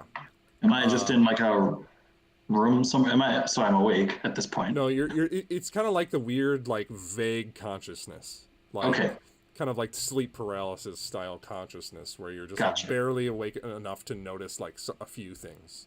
Okay. You feel a rumbling beneath you as your body kind of jostles up and down a little bit. Oh, okay. Then you hear, or you feel like you hear some voices. You don't understand the words. You're currently still too stupid to understand the words or the language or anything like that. But is that still a thing? It's still in effect. Yep. Dang. Okay. You barely are able to open your eyes enough to blurrily see that you are on the inside of a carriage. And there are 2 other guards sitting inside the carriage with you. You feel yourself not very well bound. You're kind of just tied and slumped into the corner. Presumably just assumed to be too unconscious, too hurt to really do anything. And on the inside of your head, you feel kind of like a vaguely like sultry voice enter your mind. Mm-hmm. And you notice there's a cold feeling in contact with your left hand behind you. You notice it's odd that your pack, well, some of your things seem to be missing. Some other things are still there. A cold sensation has like run up the entirety of your left arm. Seems to be in contact with something hard. The voice seems convincing. The voice seems powerful. And it seems to be trying to convince you to use, to try. And you know that if you grip whatever is in your hand right now, that you would be able to essentially destroy the evil that was around you. You look around, now your eyes are clear, and you see the 2 guards. And the voice, while you can't understand the actual words, you know that the voice is urging you to destroy them. I mean, I'll grip. You grip, and the cold sensation up your arm gets stronger, but it is satisfying. And somehow, through some manner of luck and some weird combination of the assurance of the blade and unknown forces to you, you manage to slice the binds behind you. You bring the weapon forward, and you see the strange talking blade that you had stashed in your pack now in your hand. Terrifying. Okay. You hear a loud cackle in your mind, and you now have this power in your hands. The guards look at you suddenly in horror, like, you don't understand the words, but it doesn't seem like they understand why you're awake now. How did this happen? And they draw their weapons. One of them goes down to try and bind you. What do you do? So I am unbound currently? Your hands are unbound, but your legs are still bound. Okay. And this is meta right now, but this is a longsword, if I recall. It's a longsword, yes. Okay. Which is strength based? It is strength based. Okay. I mean, it doesn't really matter at this point. Yeah. Cause fuck. Okay. Is this a double door carriage or is there one door? It's a double door carriage. It's one of the nice carriages that your father used to transport himself around. Your family had like 2 or 3 that it used, and it's like it has the doors on one side. They're nicely draped so that nobody can see in. Mm-hmm. It's very nice on the inside. There's actually like an enchanted wine cooler underneath one of the seats. It's like it's too much. Of course. Okay. And there's 2 guards. Okay. Right.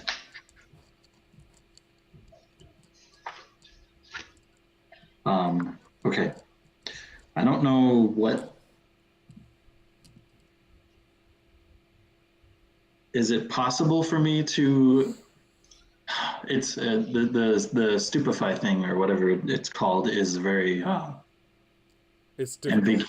It's difficult. So I'll ask you, would I have the wherewithal to try and cut my bonds? Sure. On my feet. Yeah, that's okay. easy enough. You're like, I'm stuck. I need to cut this. Yeah. Sure.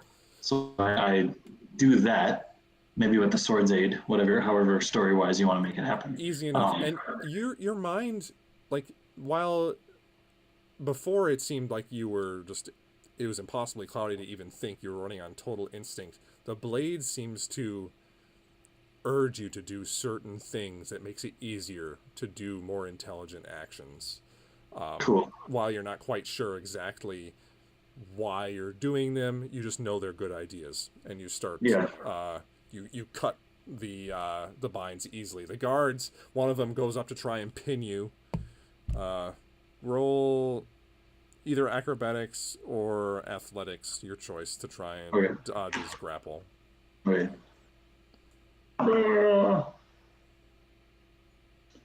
It's 18. 18. Yeah, he rolled an 8. Yeah. So okay. You managed to dodge free with the blade in hand. It's your turn essentially. What do you want to do? Can I just try? I mean, are the doors strong? Can I just try and ditch? Sure, you can try. Can I disengage? You go off. You turn to one side. The door is actually across the carriage from you. I mean, how big is this carriage? I mean, like you're in the corner. The guards, one guard is sitting right next to you, and the other one was like on the opposite side of the carriage. Like, you know, when people face each other in the carriage. Yeah. The other guard got up from the opposite side and was coming to grapple you. So if you run out the door, they're gonna get attacks of opportunity as you try to jump. I mean, can I use a disengage? Yeah, sure. Action to do that? Yeah. So nix the opportunity attacks, and I I plunge. Sure. So you go to just dive out the side. I need you to make an acrobatics check. You're extremely weak right now. Right. You're essentially at 1 hit point, and I need you to make an acrobatics check to not hurt yourself too bad as you're like you're jumping out of like a fast moving cart. So right. So do you just want it, or do you want a disadvantage? Actually, let's make it a dexterity saving throw. Dex save? Okay. No disadvantage. Okay. Trying to see if I have.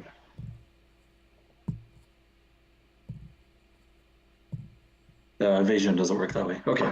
Nope. Ah! Dexterity saving throw.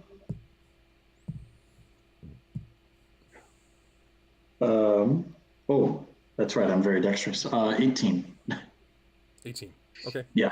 You managed to do kind of a sloppy like jump and then roll with the kind of rolling with the momentum of your body as you clang back down. Unfortunately, you didn't have the mind to pick the rest of your crap up. So the rest of it is no. It's in the bag in the cart. That's sure. So that means the wing pack and the wing pack and pretty much everything else. Pretty much everything else except for the armor you're wearing. And the belt. The belt is still on you. Okay. So like, is there still money? I mean, we don't have to find that out yet. That's fine. Well, yeah, you're not concerned with that at this very moment. And you roll onto the ground, and then let's bring everyone back. Okay. Hello.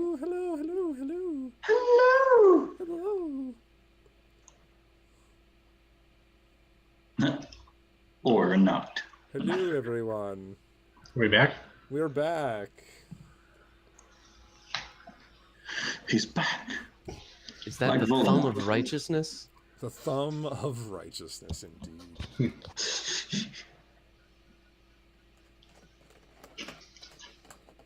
Where is my brother? He's probably listening at your door. Yeah. He's probably outside. He's probably watching on the stream. That's what I should have done. That'd be hilarious. Either that or maybe he's storming the kitchen finding more of those confections. Ooh, confections. Yep. I mean, that's what I would be doing. Hello, brother. Scar, brother. Ka.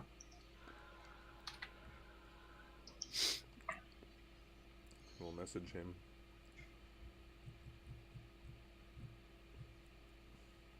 My question is, did Scar's parents name him Scar because he had a scar? Or was that like uber foreshadowing of like, well, we named him Scar, so we better give him one, I guess. Oh my god. Right? Slightly dark, but entirely possible. I mean, how else would you name a kid Scar? All right. So, as you guys are running towards the carriage, the DM finishes his cookie. Oh, it's for dramatic effect. I think if anyone watched Brooklyn Nine-Nine, Yes. Yeah. like, they can hold someone's attention and take a meaningful pause and still keep their attention.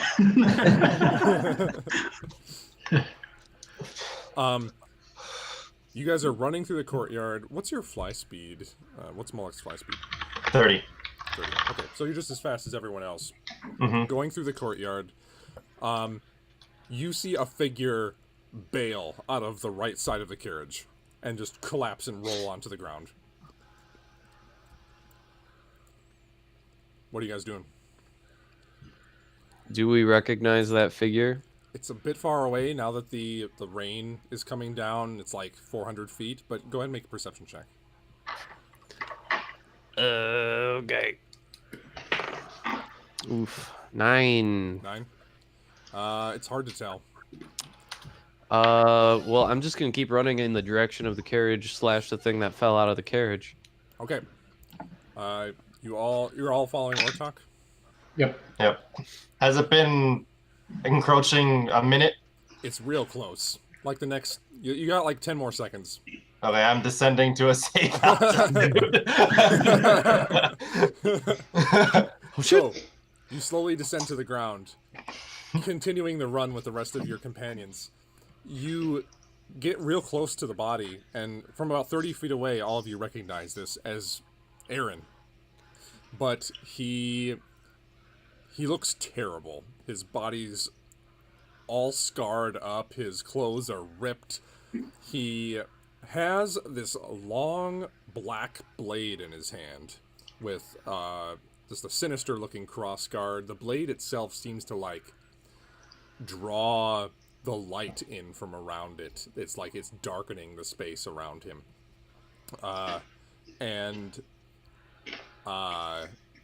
He also looks weird. His facial expression is like his jaw is slack. He's got drool coming out of his mouth. As he starts to stand up, he's like hunched over, kind of like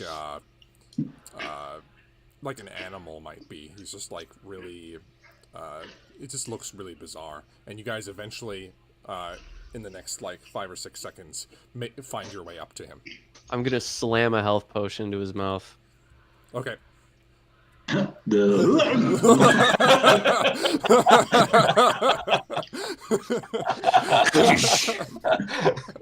Glass and all. Down it goes.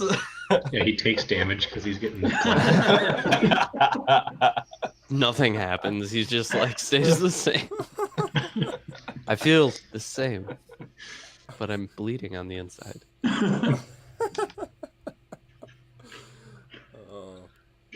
All right. You guys are united with your friend Aaron.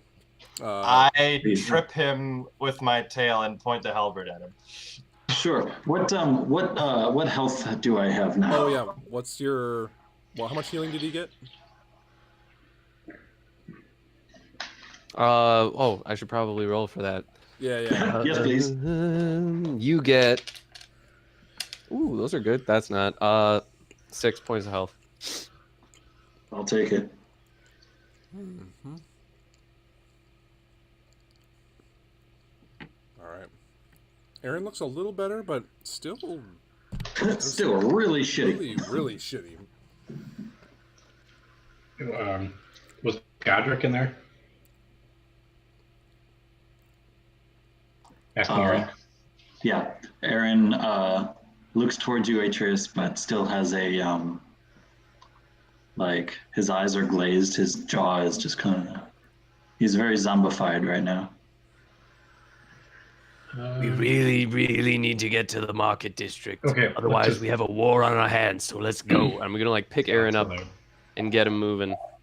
All right. I just kind of, I go with it. I don't let go of the sword, though. That thing is in my hand at all times at this point. All right. You see that Aaron's like his sword seems to be like bonded to his hand. He's gripping it so tight.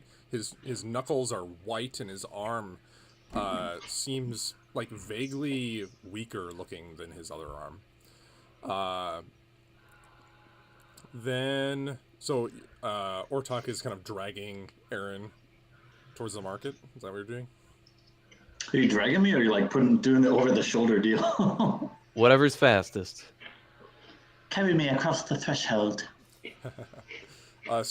Aaron, you perceive these people as your friends, so right. you're pretty much like, I'm inclined to go along with these people. Cool. All right, so everyone, you're making your way towards the market. Yeah, pretty much as fast as we can. Sounds good. The storm seems to thicken as you guys make your way towards the market district, as well as the amount of townsfolk. There seem to be a lot of angry townsfolk about. Some of them seem to be lugging signage with them towards the market district where you're going.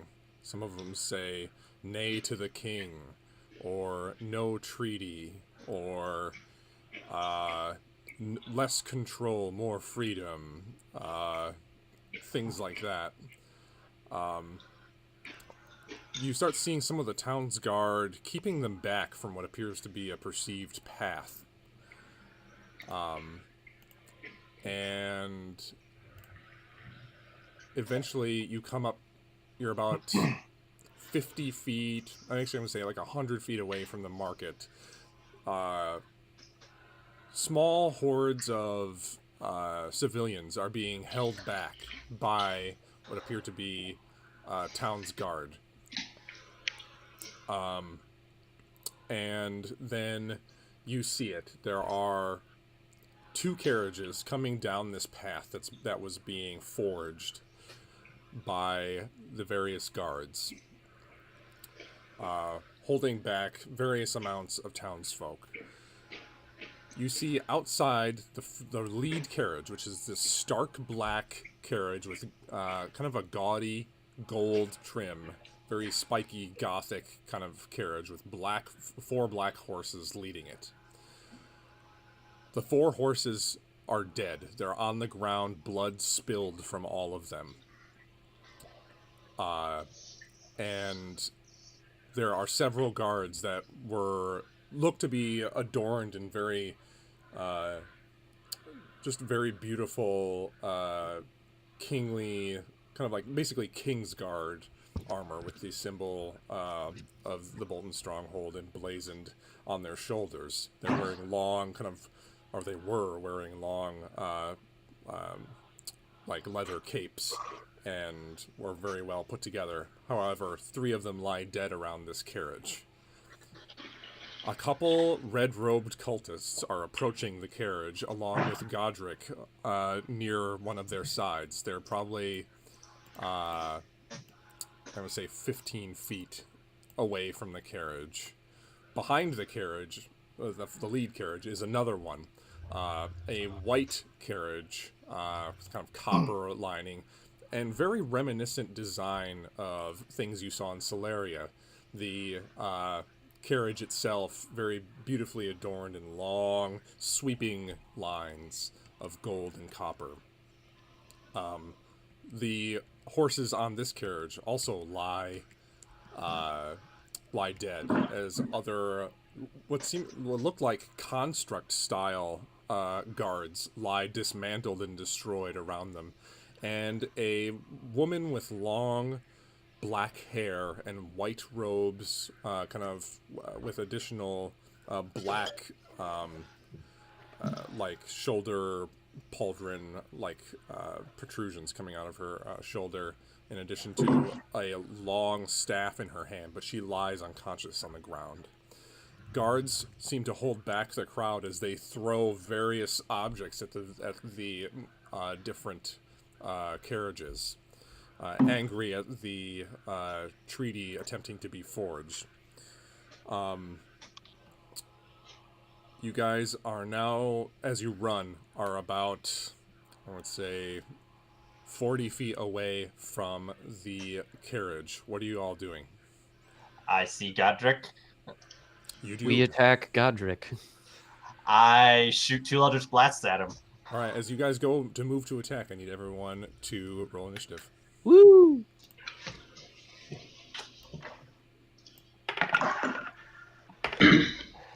That's a 9. 9.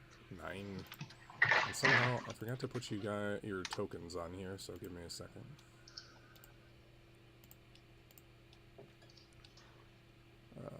We need Aaron's token.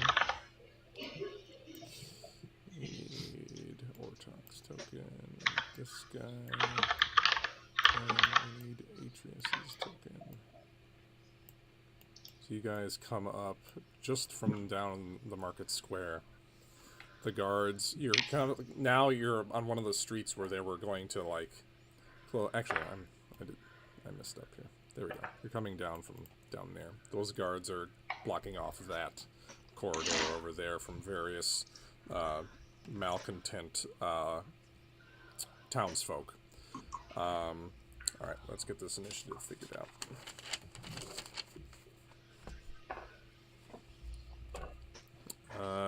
Let's see here. So we got 12 for Aaron. Mm-hmm. But you can have Atreus go before me. We'll just call my dumbness a little. Sure. Yeah. 11 for Ortok. Man, you guys are all clustered up.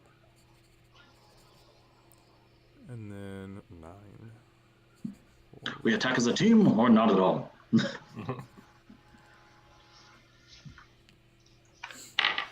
Alright. Then I gotta roll some dice.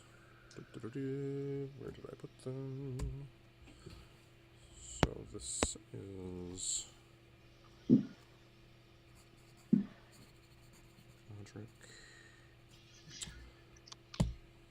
Ooh.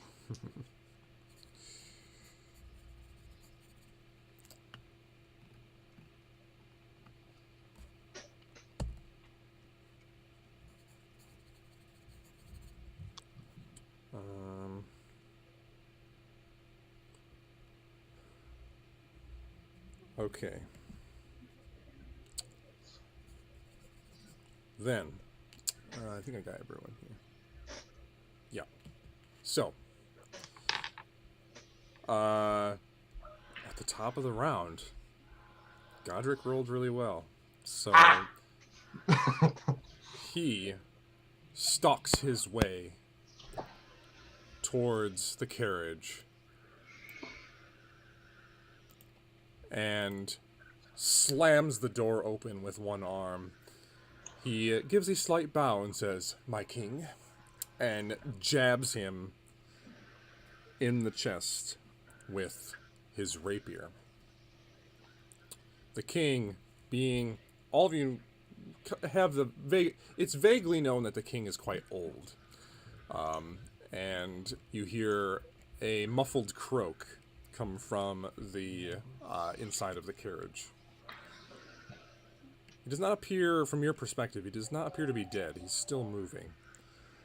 And Godrich says, "This is all I need." And he takes his hands, wiping some of the blood off the tip of his rapier, and takes out a sheet of paper and starts tracing his name onto it. The sheet of paper burns into a large cloud of black mist, and eventually coalesces itself between the two carriages, and the world seems to shake for a second, and you hear this terrible ripping and tearing as a reddish hellhole of a portal starts opening. Right about here. You hear a loud voice, a loud feminine voice come from behind. Just says, "No!"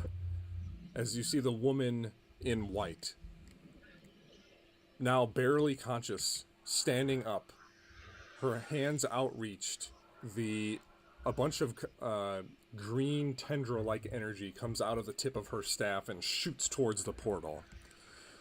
And the green tendrils wrap around it like vines. And the portal starts shrinking, as if being fought by a powerful force. The portal gets shrunk to about the size of a square foot. And you see, while now currently contained and small, the battle between this middle-aged woman's will and the force of the portal are now just being contested, and she seems to be working incredibly hard to keep it closed. Godrich curses and says, You will not be between me and the coming of the Dark Prodigy." And that's going to be Godrich's turn. Now, it's Atreus' turn.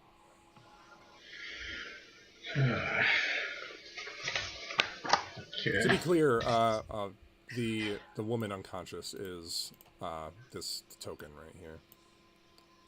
Or, I mean, she was unconscious. She's barely conscious now. Who's the one doing the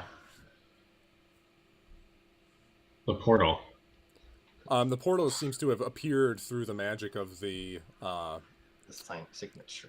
Of the signature on the now burnt contract that was in Godrich's. Yeah, but someone's doing the binds. Oh no, that's what's keeping it closed. That's what that's what this woman is doing. Oh, okay, so she's almost unconscious okay. Yep. So this magic is like wrapping around the portal, compressing it, keeping it closed. Now you see actually a couple kind of like hellish looking limbs trying to reach their way through the portal, and then they burn a little bit from touching the vines and they retract back in.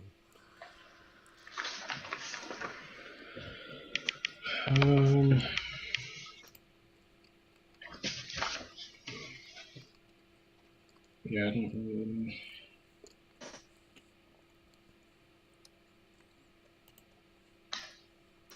Nobody notices us yet, or? Oh, they see you. Okay. You weren't sneaking. Okay.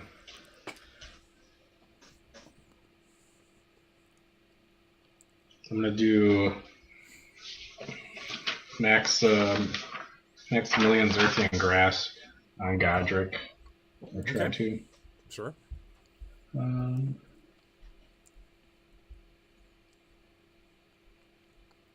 He has to do a strength save. Strength saving throw, Godrich.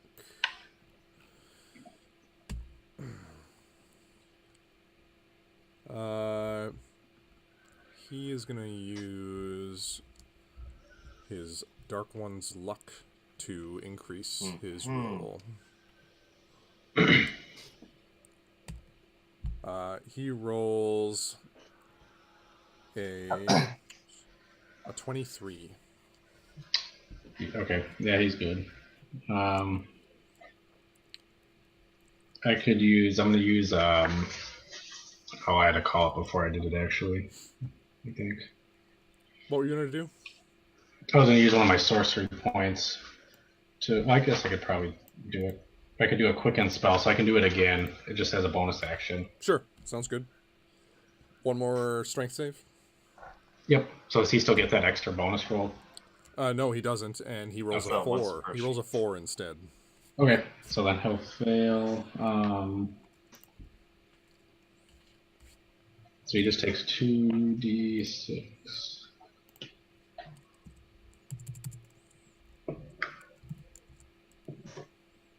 So I'll take 6 damage. 6 points of damage, and he's restrained? Mm-hmm. Yep. Alright, he is... What's a good restrained? Here, a net. He is restrained. You see this huge hand, earthen hand, just burst up from the cobblestone and wrap around him, crushing him. And he's like, oh! From the crushing pain. And then he seems stuck within the grasp of this hand.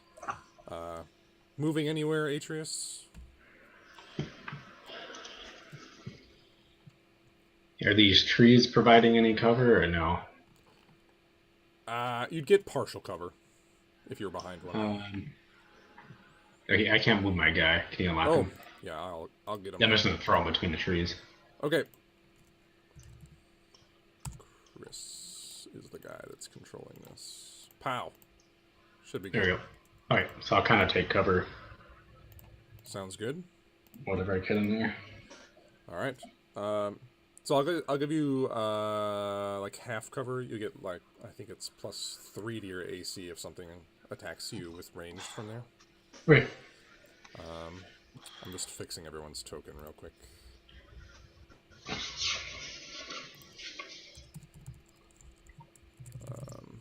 I searched Ortok instead of Adam.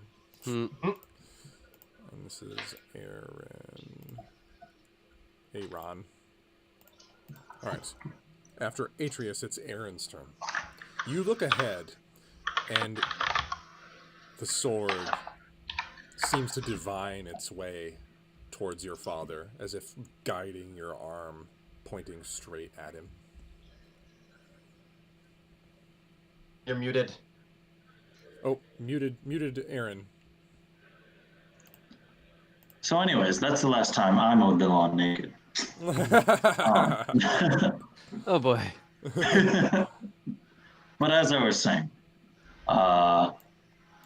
well, little old me would like to just kind of, I'll just follow my friend who saved me from the carriage, more or less.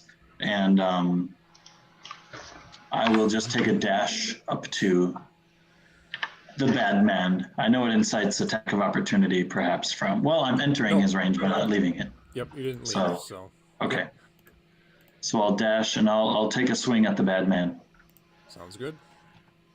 And I found out, I've never used a longsword, but I do have proficiency with them as a rogue. Nice. So that's fun. Also, so you know, it's a +2 longsword. Oh, +2? I thought it was a +1. How fun. Let me fix that right now. 2 longsword.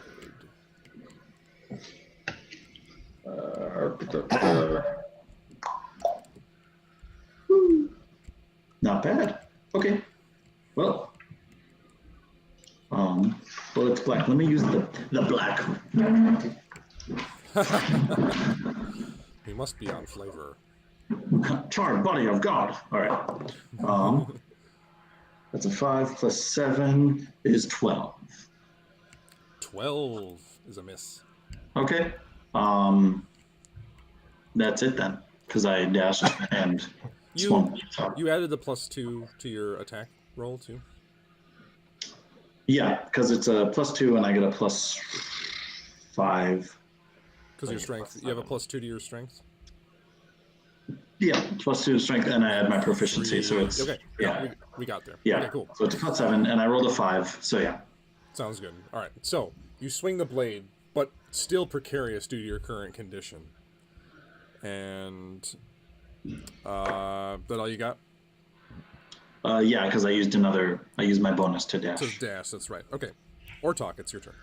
Cool. Ortok would also like to dash. Am I able to get there, or is there a horse there? It's a dead horse. You can kind of. It's the high ground. I'm gonna say that where the horses are dead, it's considered difficult terrain because they're so big. Okay. I'm probably gonna try to dash. Well, let's see here. I could dash up to here probably. I'd have time. Great. Shout out to our friends, the Dead Horses. Great band. Check them out. They are Anyways. great. Check them out. All right. So I'm gonna get there and stand on top of this dead horse here. Nice. go into an incredible rage and use, let's see here, reckless attack, and just try to swing away at this guy. Sounds good. You run up to him. He's also restrained, so you get advantage. Sweet. Oh, should I have gotten advantage? Oh yeah, actually, my bad. Aaron, go ahead and roll again. Sorry, Otak. But let's just see what happens. Because he's restrained because Atreus did that. Right. Yeah, the earthing grabs. Well, that's a lot better. That's a net 17 plus 7, so a 24. That'll hit. Whoa! Okay. Cool, let's do that. Okay. Well, okay. Ooh, a D8. Where are those? Let's see. Okay. You can also, this sword, this is up to you at this moment, but it's a long sword, so it's versatile, so you can use it with one hand or two, and two hands would give it a D10 instead of a D8. Well, since I'm pretty dumb and I saw my big dumb friend swing with two hands, I guess I'll do that too. Okay, sounds good. D10. Now let me find the D10. Nope, that's a 12. 10? Where are you? This one. It's pointy. It's The a pointy pointy one. It's The a pointy diamond. one. Where 0 is 10, right? Boy. Yep, Correct. 0 is 10. Okay. Focus. Oh, don't show it 2. Yeah. So 1 There we go. D10 plus 2 is 5, 6, 7 points of damage. 7. As Yeah. the blade comes in contact with your father, you see the life seemingly start getting sucked literally right out of his skin as his skin starts turning black where the impact occurred. He screams out in pain as in your head you can finally understand one word, and it's just a loud voice that says, "Evil." And then he Evil.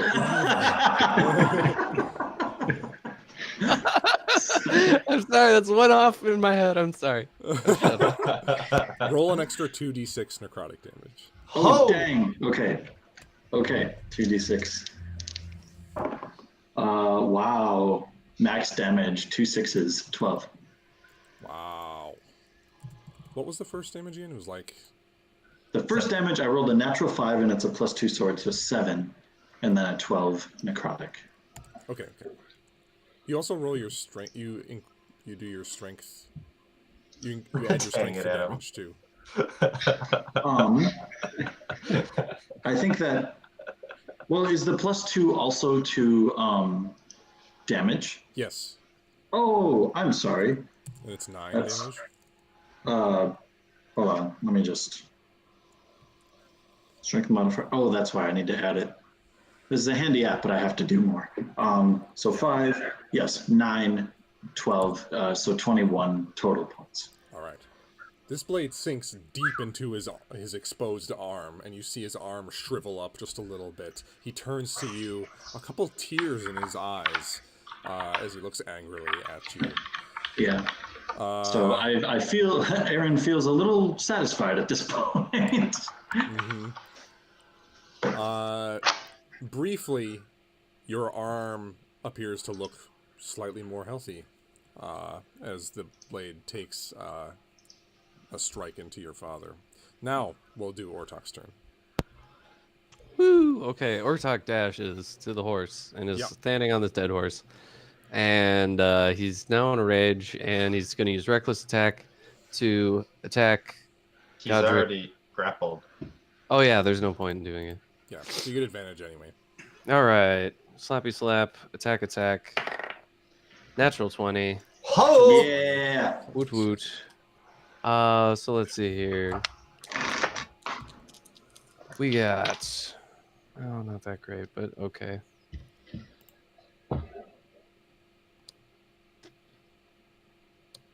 $18 points of slashing damage. 18. Holy shit. And how does he look? He looks rough. Okay. And he's grappled? He's grappled, yep. Okay.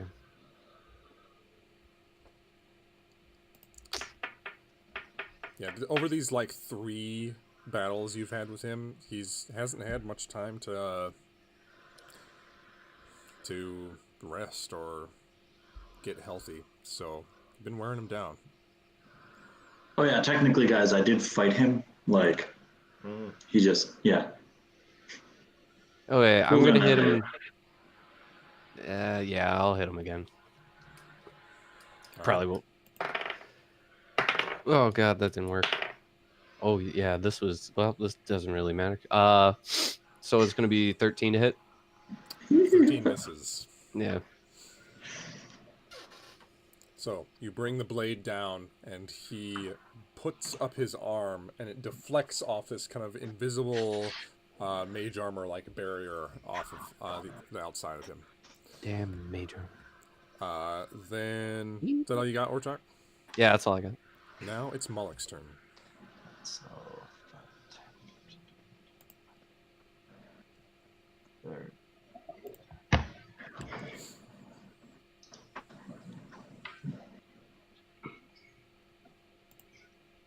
I'm gonna go out to here. Can I get a clear shot at Big Batty? Yeah. All right, I'm blasting him with Eldritch Blast. Eldritch Blast. All right, sure. 2 strikes. Natural 20. Nice. Yeah. And second roll, 20 total. Yeah, both hit. All right, so first natural 20. Remember doubling the dice only. Yep, 17 points for the first. Yeah. And then 14 for the next. All right, he's looking really bad. Still alive, just barely hanging on. Got anything else, Mullock?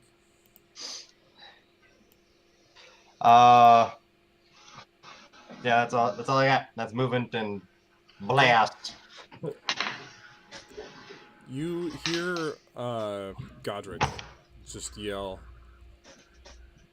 "The last contingency! I order you!" And all the guards turn and look fearful in their eyes. And every last one of them in the square here pierces their wrists with these bizarre-looking daggers. Every last one of them, all of their bodies erupt into flame. All of them turning to ash on the ground, sending all of the townsfolk that they were holding back just running in pure fear as all of them erupt into flame. Except for the 2 red-robed cultist figures. The flames roar into the sky and start swirling together. And about 20 feet up in the air, a familiar devil appears.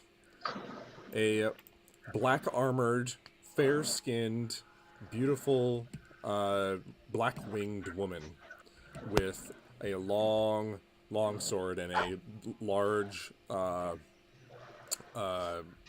longbow on her back appear in the middle of the air. And she looks down upon those that had slayed her before at the bank and says, "I will have my revenge." And she pulls out her longbow and aims at Ortok. Oh shit. She's going to get 2 longbow attacks at Ortok. First is going to be a 12 to hit. Nope. She sucks. Just came back from the dead. You gotta shake that off. Second is a 24 to hit. Yep, that'll hit. Now we're talking. First, you take 7 points of piercing. Uh-oh. I'm sorry, what was that? My headphones just came unplugged. 7 points of piercing damage. 7 points of piercing damage. Great. Like 800 points of necrotic damage. Great. Ooh. And you take 12 points of poison damage. Oh, wonderful. That's ooh. That's. Oh, sorry. Before they do the poison damage, the poison damage sticks, but I need you to make a Constitution saving throw. All right, Constitution save. 20. 20. You succeed. You feel the poison start going, like, creeping into your body, but you manage to repel it with your superior Constitution. Ah, yes, my superior Constitution. Yes, sir. Ortalk the Constitutional. Yes. The winged woman is going to continue to fly upward. She's going to be about 30 feet up in the air at this point. Pretty much exactly where she is right there. Then it's going to be the cultist turns. The two cultists. One of them is going to run up to Godrich, and he's going to just say, "This is the best I can give, sir." And he touches him, and you see his body start shimmering and shaking as if he's moving much quicker. Godrich's body? Godrich's body, yep. Then the other cultist is just going to, let's see. This cultist is going to move up to about here, look at Mullock, and, let's see. What is he going to do?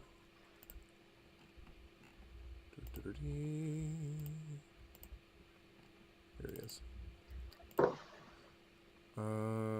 He is going to... Okay, I need you to make a wisdom save. Okay. That is 19. 19. You feel your body start to tense up and almost get frozen, but you break loose and are able to resist the spell. Then, that's the cultist turns. It's Godrich's turn. Godrich, what does Godrich do after trying to escape this thing? Like an athletic strength or something? Strength. Strength. Okay. He's going to try and break free.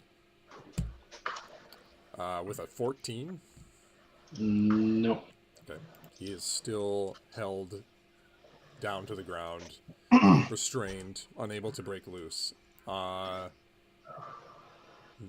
is all he can do. So, then it's going to be Atreus' turn.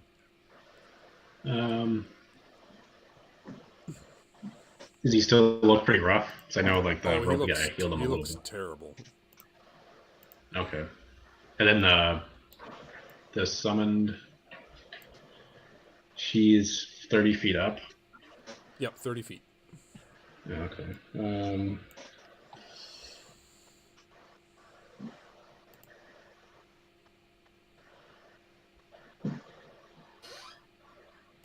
Suppose. Oh, here.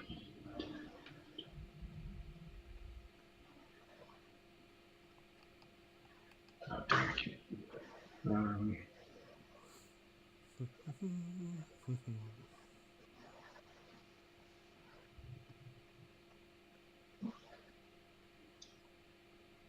I'll move up to here.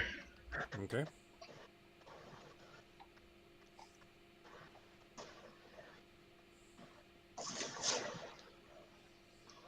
I guess I could still move there and be in cover.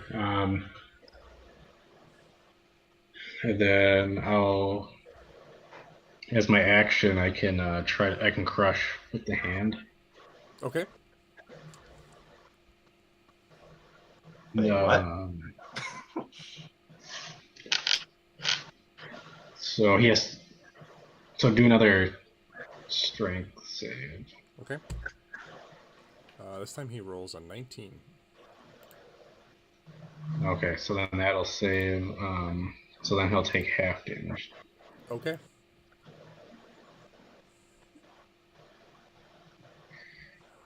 Okay, so it says they can break away with a successful strength check. Uh-huh. On their turn, right? Otherwise, I can crush them again. Yeah, so he didn't break away. Because it's not on his turn, he has to do it on his turn. He does it on his turn, yeah. Okay, so, okay, then I'll just roll for the crush. That's 3. Okay, so it's 8, but then it's halved 8 halved. since he had a success. 8 Yep, so 4. halved is precisely 4, which is precisely his number of hit points. Oh, dang. Nice. So, how do you want to kill Godrich Weyland? Oh my god. Can I just squeeze him real tight so his head pops off? Jesus. That away. Way to go, Chris. Show him. Maybe Oratak can catch it and throw it in his bag. Just hold it open. The earthen hand slowly contracts and crushes until you see bits of him bursting out from the gaps in between the fingers of the hand, and slowly the head is just severed from the body as you see his face turn this bright purple. And right before he's about to die, he looks over at Aaron and says, "You'll never see her again." And he just bursts out, blood everywhere, and the head topples over to the ground, rolling towards Ortok.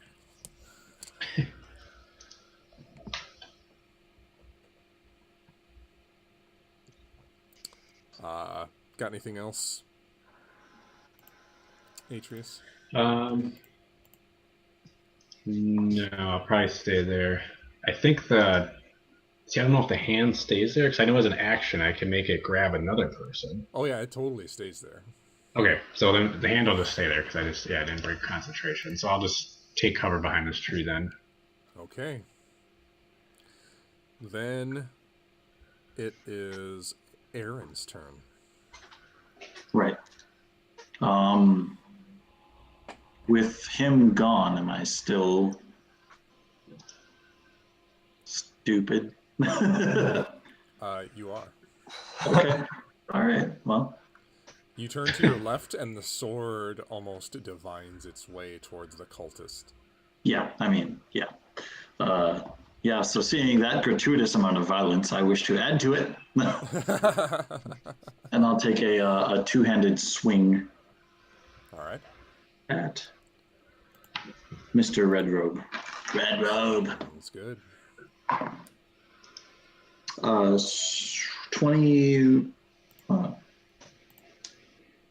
23. Yeah, that hits. Okay. So it's two hands, so it's a D10. Yeah. And for the sake of ease, on pretty much all the things you're going to be attacking here, you're going to be doing an additional 2d6 necrotic damage. Excellent. Jolly good. Diplomacy has failed. Time for necromancy.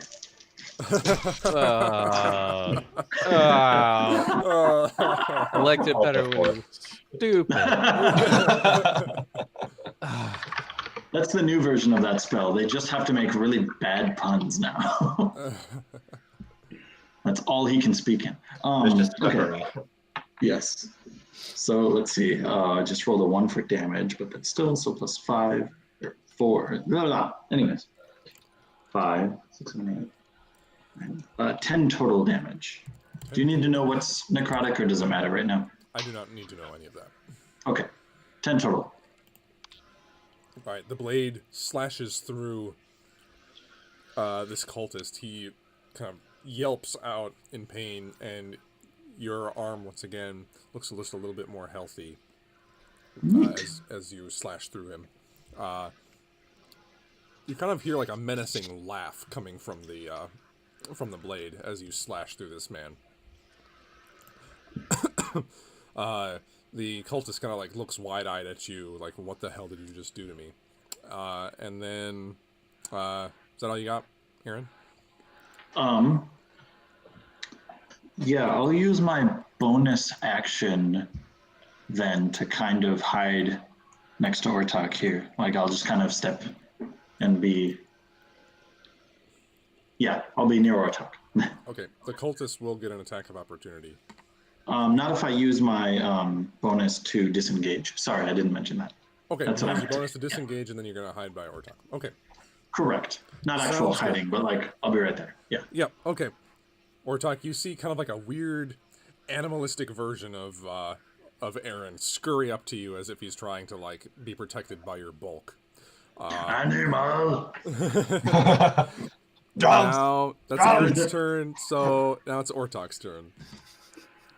Ortok cuts open the horse and says, "Get inside, it's warm." I'm gonna go over here. There we go. And I'm gonna hit this guy with a reckless attack. Sure. And just try to kill him real good. Real good. So that would probably hit. But let's just be sure. Okay, 23 to hit. 23 hits, yeah. 23 hits. Sweet. And that is 12 points of slashing damage. Okay. And I'm gonna do it again. Sounds good. Oof. That is not good. 12 to hit. 12's a yeah, it's a miss. All right, and I'm gonna do it one more time. 19 hit. 19 hits. Cool. Another 12 points of slashing damage. All right. 2 solid hits in. The cultist is looking pretty rough. He just looks up to you and says, "No, you will not prevent her return." And he looks full of resolve. I have no idea who you're talking about. Now that's Ortok's turn? Yeah. So Mullock's turn now. Okay, so I get a wide grip on the halberd again.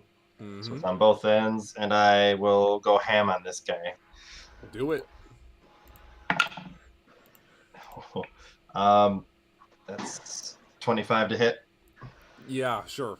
Yeah, why not? God, this dice is swinging wildly. It's 5 points of slashing. Okay. 5 points of damage.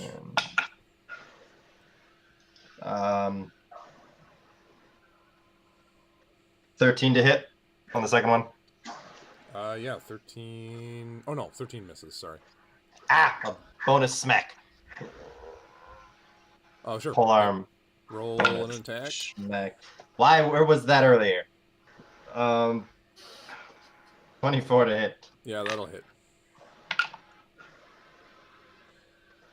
7 points of bludgeoning damage. All right, he's still alive, but just barely. As you bash him in the temple, and he gets dazed for a second.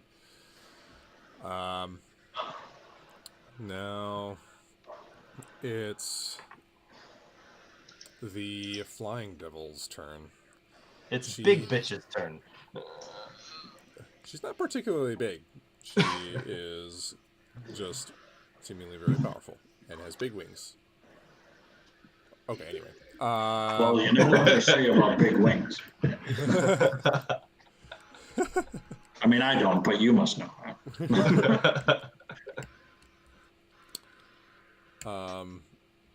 She is going to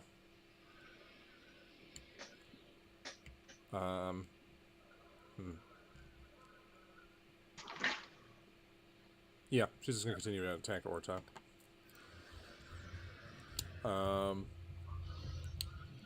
So first natural 20. Oh, great.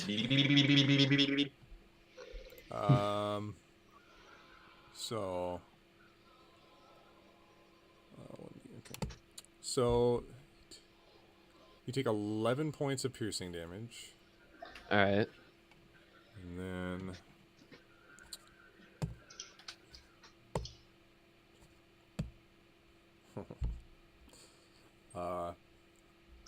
due to the doubling, you take 36 points of poison damage. Okay. I need to make Dave. I need to make a Constitution save.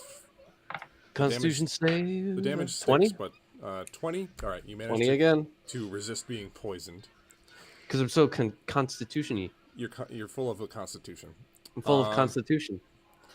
And then she's gonna get her second attack. Cool. Second attack is an 18 to hit. That hits.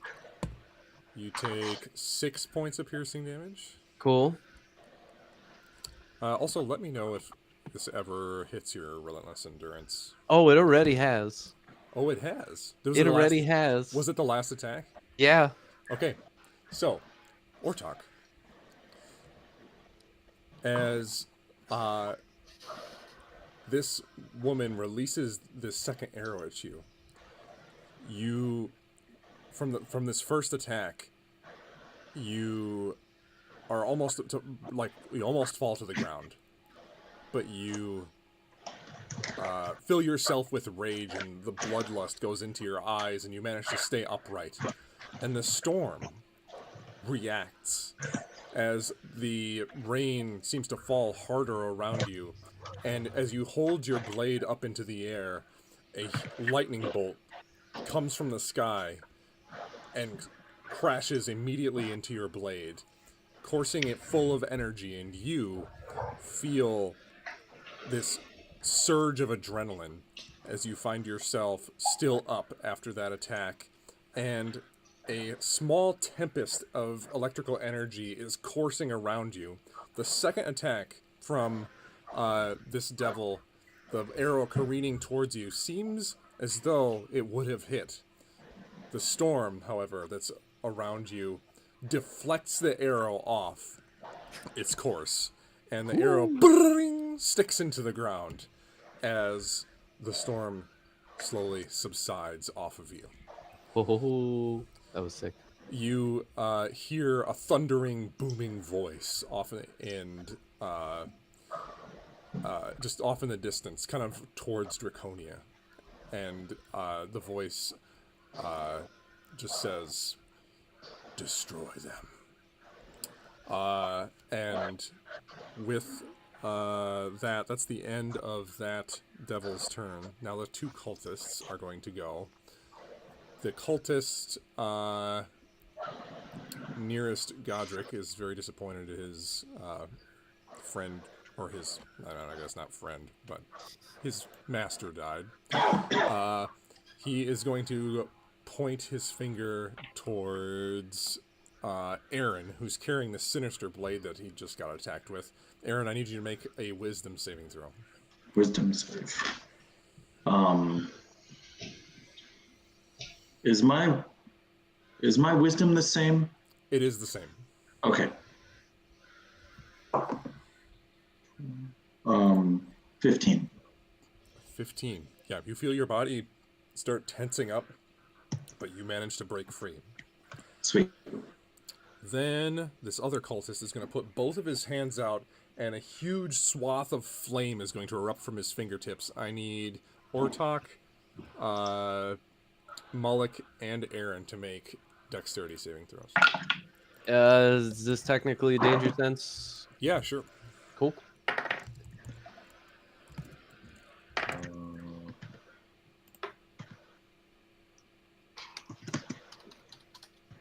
12. 12. Aaron did okay. 12 is a success. Oh, then I just overkilled. Okay. You look still cool doing it, though. So, Aaron, you take no damage from your evasion. Ortok takes half.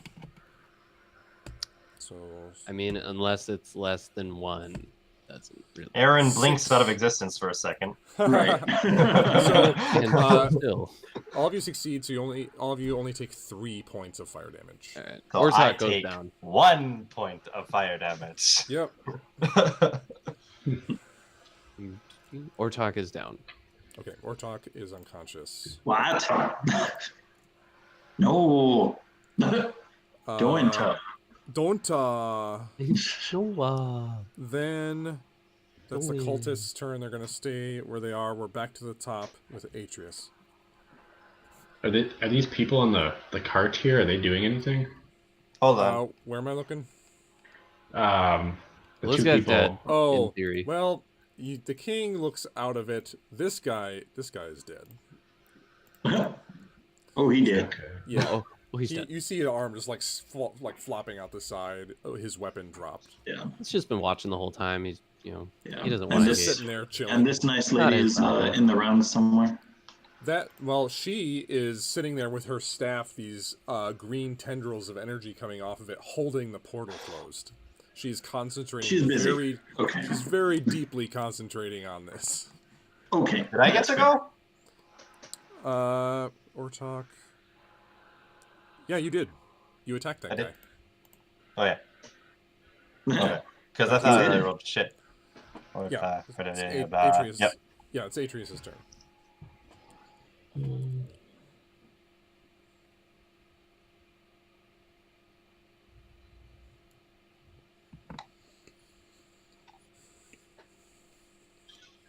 Okay, so if I use my action to grab that cultist,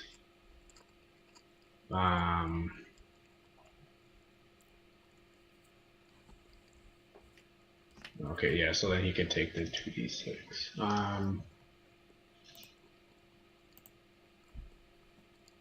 Is that what you're going to do? Yeah, I think so. Okay, he makes a strength save, right? Yep. He rolls a 13. Okay, you fail, so he'll be restrained, and then he'll take 4 points of damage. 4? Yep. Okay. This huge earthen hand whips over and starts crushing this man. His arms get like closed in on him, and you see the popping of bone as he's crushed down a little bit. Got anything else? Yeah, I think I'll do, because I can do Quicken Spell. And then I'll do, I'm going to do Lightning Bolt. Oh, shit. Ooh, that tree's gone. Oh. Okay, maybe I'll step around the tree so I can take cover again. And then I'll do Lightning Bolt at the winged creature. Sure. Dex save. She rolls a 13. Oh, thank God. Okay. So many d6. Yep, 8. Nice.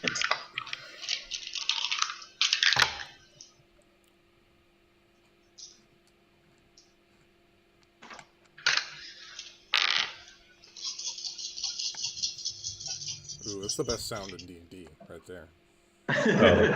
Intense tree. It's the worst sound of D&D when the DM's Not the best. Good point.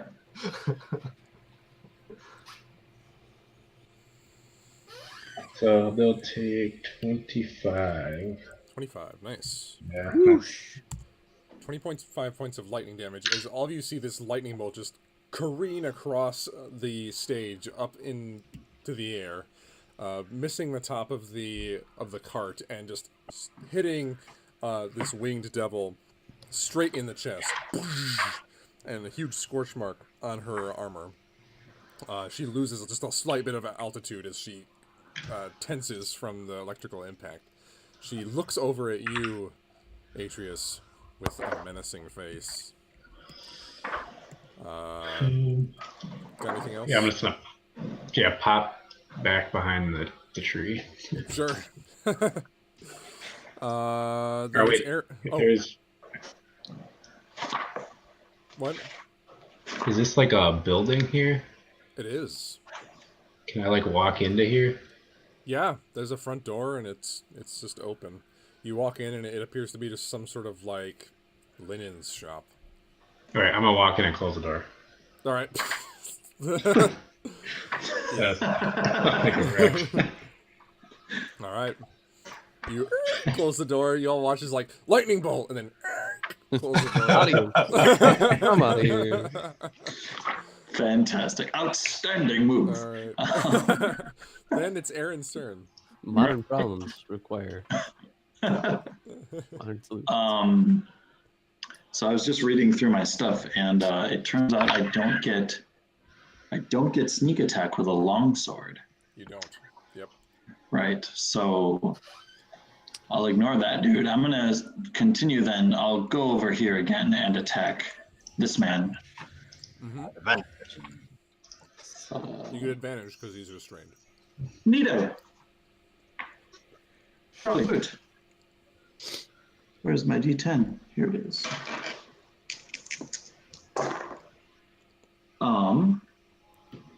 4 plus 7. Oh wait, I need to roll to hit, you guys. Yeah. That's what I need to Hold on. do. Stop everything. New idea. Here's what we're gonna do. Yeah, like 22. 22, yeah, that hits. Yeah. Yeah. Okay, now we'll do the thing. Do the thing. Hit him with your sword.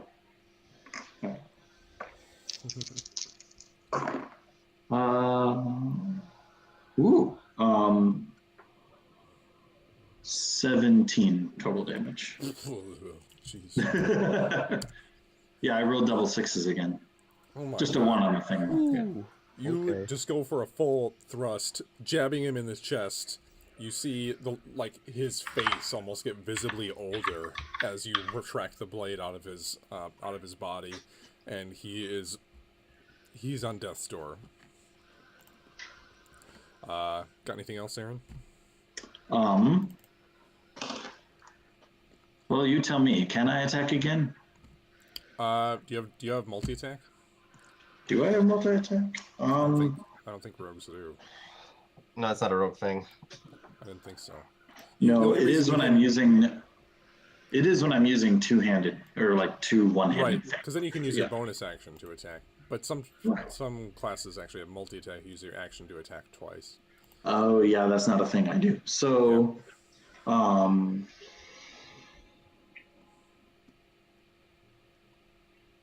burp, burp, burp, burp. And I have like none of my stuff. Okay. I'll do that, and I'm gonna disengage. Yeah, I'll disengage and try and run like. Well, let's see. Okay, what's this stuff over here? What's that? This is like a open market square. There's a couple statues of various nobles, and there's just like there's like a couple tents and some wares about. Okay. Okay. I'm gonna follow Atreus. Oh my God. And just hide in there with him. It is just 30 feet. So I'll disengage and like see if I can go in there with him. Yep.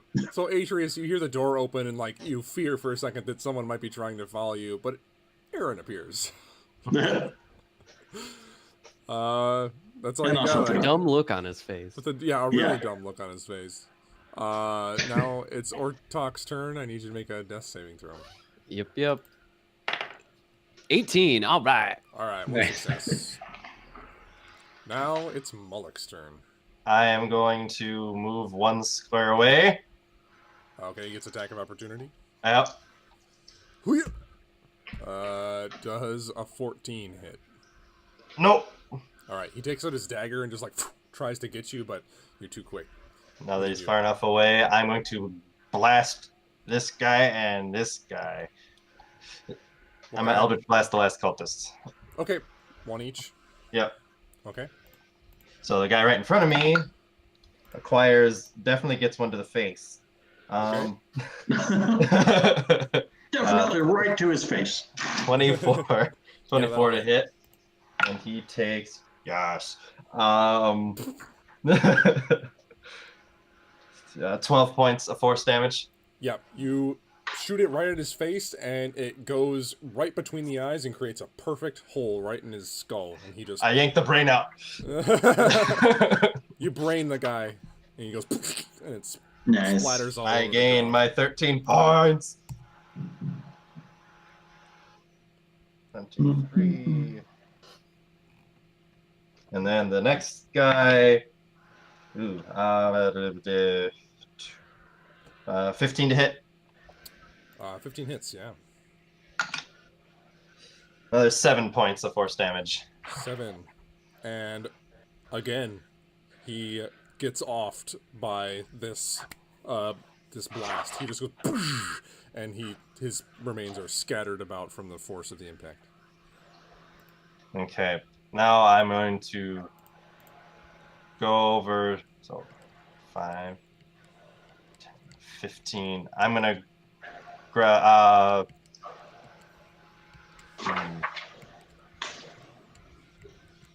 can I try and drag Ortok over here to give him some cover? When you drag, you use double, like half your, so your movement is halved when you're dragging. Okay. So can I get Ortok to here? 5, 10, 15, 20. Would I have I'll say cover already? You can. I mean, he's behind the cart right now. Oh, is it? Okay, never mind then. Yeah. If he has cover from what's her nuts. Right. I will move myself up in this area. Okay. For now. All right. That's your turn? That be my turn. You hear a booming voice from up in the air, the devil, saying, "Mulloch, you're annoying me." And she flies down with her insane fly speed and crashes down to the stonework in front of you. And she draws out this long, kind of dark steel blade and says, "How's Brule nowadays?" And she goes to jab you in the stomach. Oh, wait! I get attack of opportunity. Sure. Because she flew within range. That probably won't do it. 15. That's a miss. Okay. Then she's going to take 3 longsword attacks. First is going to be a 26 to hit. Second will be a 20 to hit. And third will be an 18 to hit. They all hit. I'm a doomed. Let's go.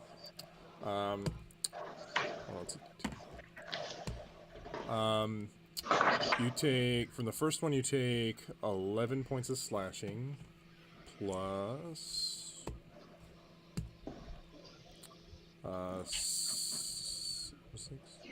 6 points of poison damage. So that's going to be a total of 17. Second attack will do 10 points of slashing damage plus 9 points of poison damage. 19.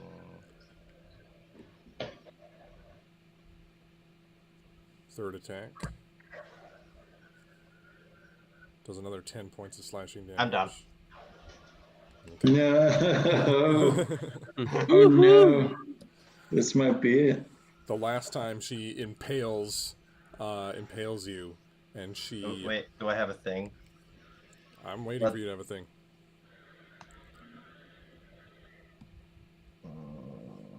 But wait, there's a thing. Nope, no thing. Never mind. Damn it. Okay. Mulloch, right before the last hit, you look at her, and you see that she's like... She's definitely... not as up as she was, like, before, when you fought her before. It seems as though the conjuring and the short period of time she's had to regenerate between the first time you fought her and this time has left her relatively weakened, and now that she's taken this lightning bolt, she is not looking the greatest. But this is your last thought as she pierces you through the stomach and says, "There, you'll see him soon." And she just shoves you to the ground. She then turns, and she's got just barely enough movement to start stalking her way towards the building. So Mulloch is unconscious. Now, those cultists are dead. We're back to the top with Atreus. Okay, so how bad is she looking? She looks. I mean, like she looks weathered. Like Okay. she's okay, but like definitely not the best. All right, yeah, I'm gonna peek out. You peek out and you Ooh, see okay, when I was Mullock. in this, wait, Huh? say? You peek out and you see Mullock just like dead on the ground, bleeding out. Okay. This building in here, did it have? Is it all open? Well, this entry hall. No, it's just like a hallway. There's doors to each. And then there's rooms. Okay. Yeah, Okay. it's really I'm unclear, gonna but hop out here, and okay. I'm going to use a lightning bolt again. Oh! All right. I will let you know that you might want to angle yourself a little more so your lightning bolt doesn't hit Mullock too. So I don't go. Oh yeah. Well, she's floating, right? No, she landed. Oh, she landed. Okay. She landed to. Well, I guess I'll just run like straight out here. Okay, sounds good. So those horses are dead. Yep, they're definitely dead. Wait. So lightning bolt.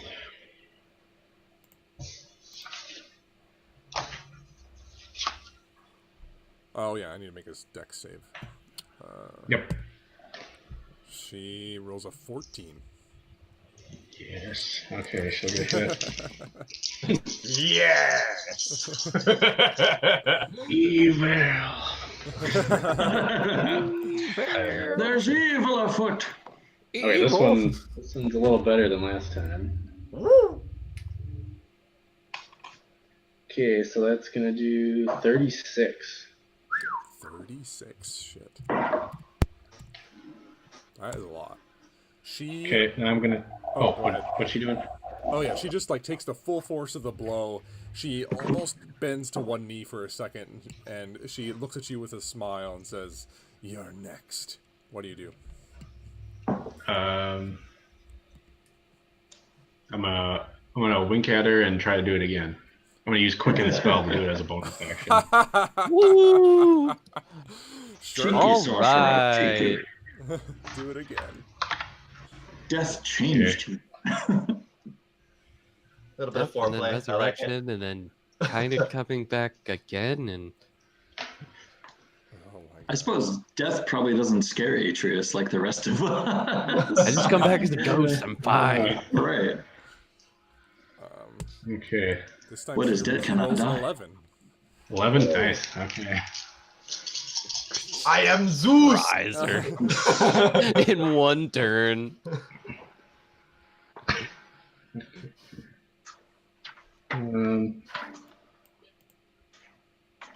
29. 29. How do you want to kill her? No way! Oh, man. What? Oh! I was prepared just to like turn and look at Aaron. Shit, I'm next, and start. I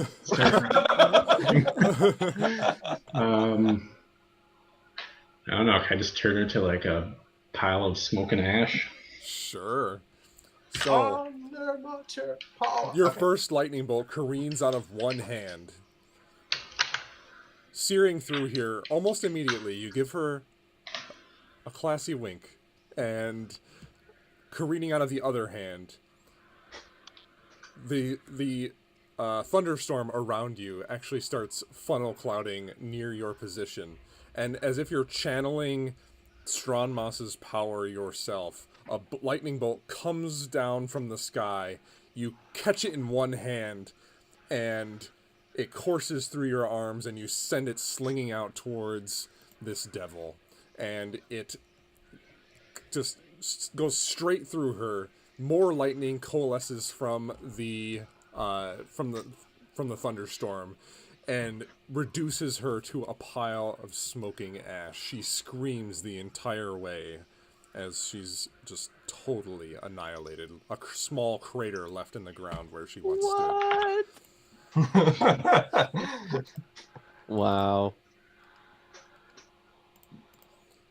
And with that, the battle is not truly over, as you see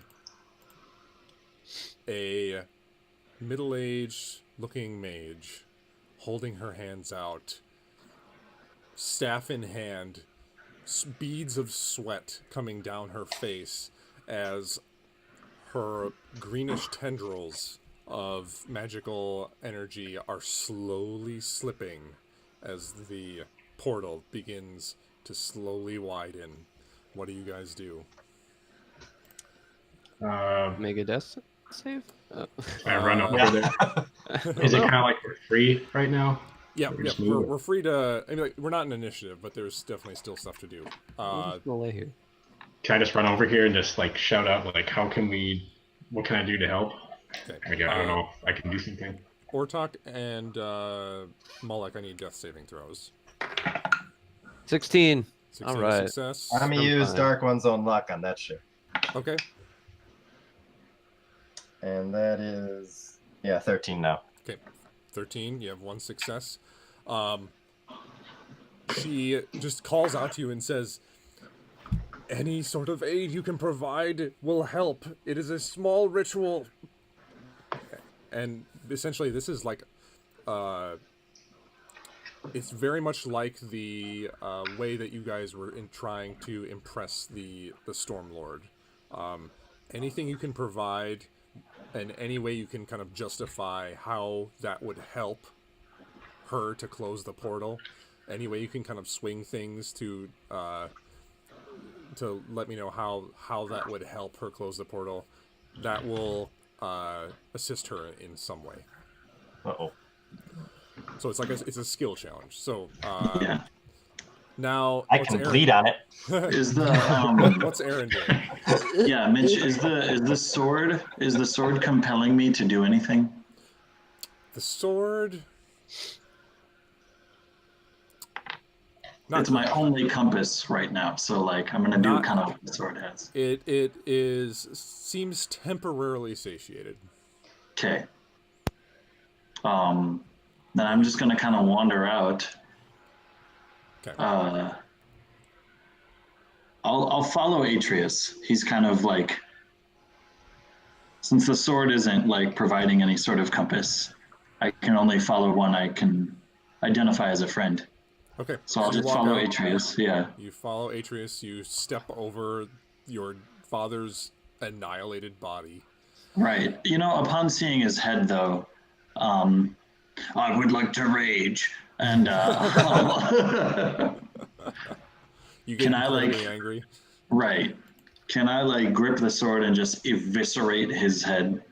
Just completely just go ham on it. You slam the blade multiple times into your father's head, and the blade seems to exult in it as his head slowly disintegrates and turns to like a blackish, rotting pulp on the ground. Yeah.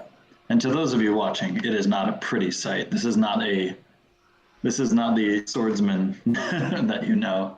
I have a sharp club. Right. Pretty much. This is just primal anger at this point. What's Atreus doing? Do I have any knowledge of like this portal from being like a warlock, or do an Arcana check? Any Arcana? Well, I guess I had that Arcana book where I got that. I don't know if I still have that though. I don't know where my D20 is. Yeah, don't you have like 3 patrons right now? I don't know where my D20 went. Uh-oh. Here, I got another one. You can, or you can roll it on here. Yeah, I got this other one. That was mainly. Oh, dang. I rolled a 19. I think I got some pluses for that, but. Yeah, so 22. Nice. 22.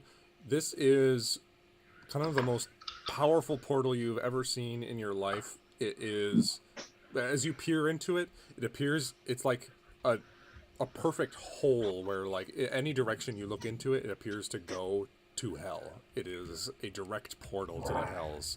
And you see, as you peer through it, literally hordes of devils, hundreds in many, many ranks.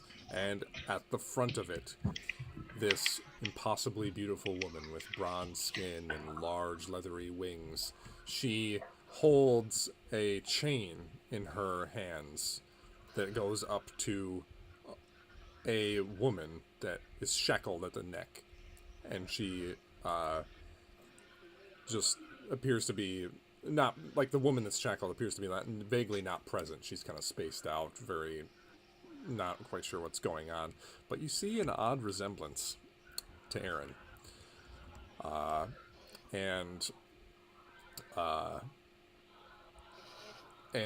you now recognize Glacia, the Dark Prodigy, at the head of this, looking quite angry as she looks confused at the portal as to why is this not working. You basically, the knowledge you get from that roll is it's a very powerful portal, but the magic that seems to be keeping it vaguely closed seems powerful as well. And any way that you can imagine or spin to try and assist would be helpful. Would I even, would stabbing the portal, would that do anything? Do I know that? Crazy as that sounds. You'd have to convince me pretty well how that would help. I stabbeth portaleth. Right. Name anything that survives after you stab it. I mean, I'm basically opening up, you can do anything. I'm going to cast lightning at it because I think it will try and help destroy the portal, or I will try and call upon the spirits of my ancestors or something. Literally anything, guys. I'm tapping into. I mean, Chris, you are like the you are like not the Avatar, but like the you were revived by kind of a demigod, so you probably have the best chance at this. Also, I'm really dumb right now. Everyone in I don't know if I can really call out to him. I don't know how that works. Just do it. See what happens. I need Ortok and Mullet to make another death saving throw. 12. 12 Ooh, success. 5. 5. Ortok has 1 fail. What's Atreus and Aaron doing? I mean, Aaron isn't smart enough to grab one of their healing potions, is he? I don't think that's a thing he can do. Yeah, I mean, you grabbed one of your own, but I don't know if you're smart enough to make the connection that it could heal someone else. Right. In fact, how about this? Make a straight intelligence check. Well, so this spell puts my intelligence at 1. Which means you have a -5 to your intelligence. Well, yeah, I'm gonna run over and give Moloch my potion that I have. Okay. And then I'm gonna point to Oratak and look at Aaron and say, if you have a potion, give it to him. Okay. So I don't know if that helps. Moloch, you suddenly come back. Go have Atreus roll the healing on that. Oh yeah, it's just a regular one. So is that 2? 2d4 plus 2. D4 plus 2. So 7. 7. So Moloch, you get 7 hit points. Aaron, your friend starts speaking. I mean, he's making sounds, but what is he saying? What was your intelligence check? 6. I put it in that thing. 6. Okay, yeah. With a 6, your friend's laying down. It's weird. Why is he laying down? Why would you lay down at a time like this, idiot? All right, what's everyone doing? Moloch, you're up. All right. I go what's going on? That's a big. We need to close the portal. Help her. Okay, I hand Atreus my potion of greater healing, and I go, you can take care of Ortok then, and I'll see what I can do. Okay, and I'll run over to Oratak. It's a potion of greater. So you get 4. 44 plus 4. So 12. Ortok's back up. Woo! I'm going to try and use my Eldritch energy and the Grasp of Hadar pulling to try and shrink the portal. Okay, so you're using damn near like the grabby.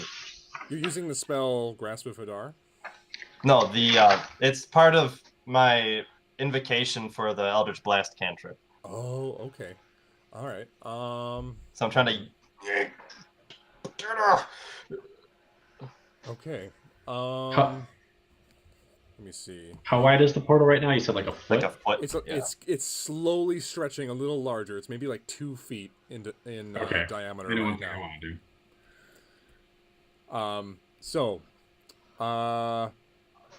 Reaching out to your patron for as much power as possible, you project some eldritch energy from your hand. The various tendrils of it start wrapping around it and compressing the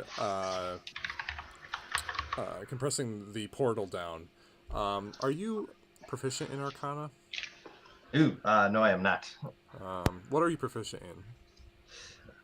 Athletics, deception, perception, intimidation. Okay. Strength. In fact, how about this? Since roll a d20 and add your proficiency bonus and your spell ability modifier. Oh. So your charisma. So proficiency and charisma? Yeah. Okay. So that's because you're using this spell to try and shrink the portal.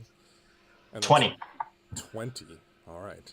So, with the sweat pouring down this woman's brow, your eldritch energy kind of combines with her greenish tendrils that are going around the portal, and the portal begins to slightly shrink. And you have to hold on to it. You're sitting there concentrating as hard as you can to try and continue to shrink this portal. Who else brings something to this situation? I'm gonna move. Just wait until his hand goes from this to this. Anyways, Can I move my Maximilian's hand? Oh, sure, yeah. And then I'll try to close, because it seems like it'd be small enough where if I could grab a person, I should be able to hold. Oh, absolutely. And then I'll start focusing on that. With the power of Stranmas, you're attempting to take the this stony hand, wrap it around the portal. As it grabs it and starts trying to compress it, I need you to do the same thing as Mullik. Roll a d20, add your proficiency and your casting ability modifier, which I think is charisma for sorcerers. Yeah. Sorcerers, yeah. Okay, roll a d20. God damn. Okay. So I got a 7. Proficiency, what are we doing? So proficiency I got +3, so I got 10. And then a 5, so 15. 15. This is just barely enough to help as the stony grasp of the hand comes up and begins crushing down. You see there's like a thin barrier on the outside of the portal, and you see small fractures occurring in the small like exterior of the portal. The hand crushing down even more. You hear the storm above you begin to crackle with thunder and power, as if egging you on. Who else brings something to this ritual? I guess I mean, at this point, I guess I see them attacking a thing, and I'll swing with my friend. In this state, I assume the sword is my friend. I'll swing with it at the thing. Okay. I'm literally just going to have you make an attack roll against the portal. Sure. Oh wow, that's it's a natural 19 plus 26. Oh boy. With the 26, your blade comes. You suddenly have the instinct to thrust and jab at the portal, and the weapon seems to guide itself straight into the middle of it, as it seems to like shatter a mirror almost in the portal. The piercing of it just like shatters a bunch of seemingly magical glass on the exterior of the portal itself. The world seems to shake all of a sudden as if you've like broken some sort of veil between worlds, and the portal starts shuddering and starts shrinking ever smaller. You hear just a howling scream in your head from the sword, and that's your contribution to the ritual. Ortok, what is that? Ortok sees what Aaron's doing, and he's going to walk up and take his giant blade and do pretty much the exact same thing, but right before he thrusts it in, he's going to activate it so it turns all electronic. Sure. It sprouts wires. Make an attack roll. Into a circuit board. Make an attack roll against the... Starts blaring Skrillex. Against the portal.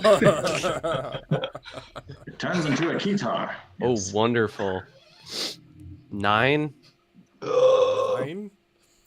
With a 9, the blade, as you bring it down, slices and boom, gets deflected off of some sort of invisible barrier off the side. You don't do exactly what Aaron did, and it just flies off to the side, actually accidentally slicing one of Mullick's Eldritch energy like lines going around the portal. The portal starts to slightly grow, and all of you working together, I need everyone that succeeded, so this is excluding Ortok, I need everyone that succeeded to roll one final d20 to add things. And add let's see, and add nothing. No, it's just going to be a straight d20 roll. Okay.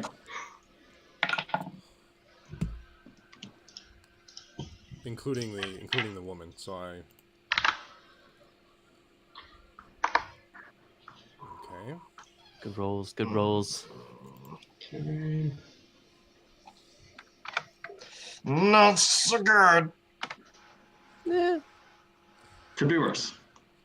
So, with a starting DC of 25 and 3 successives, reducing it by 5 each time, that reduces it to 10.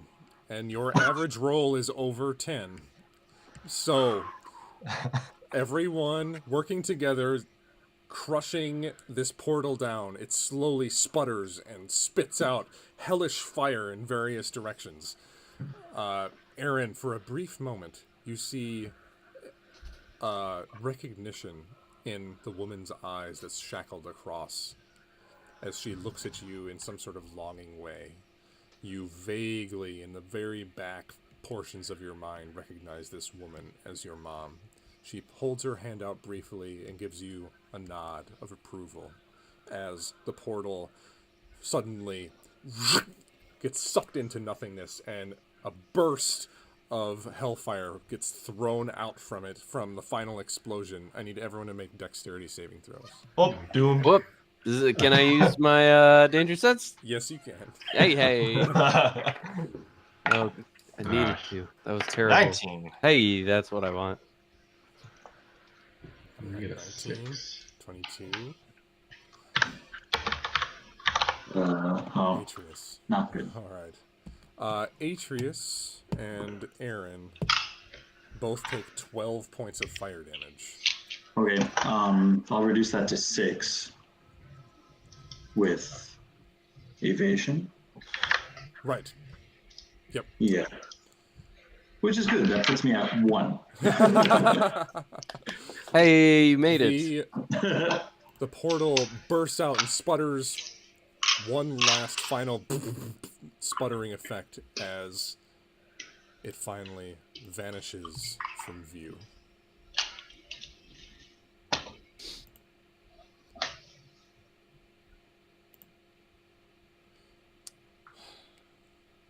Nice, guys.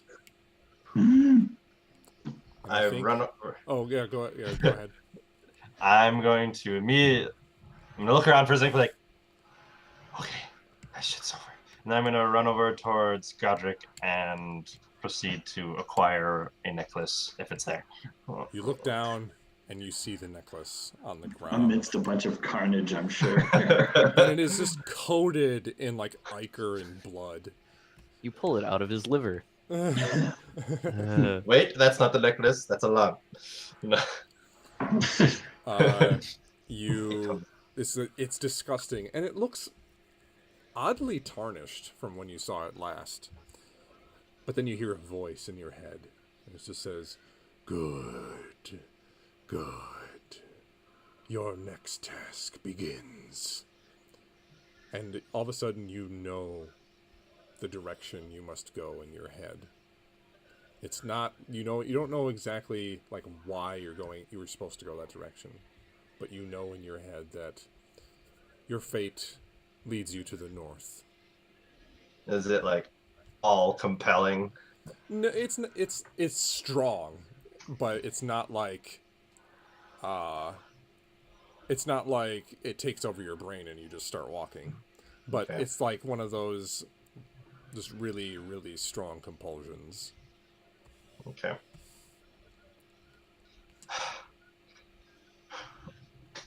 Okay.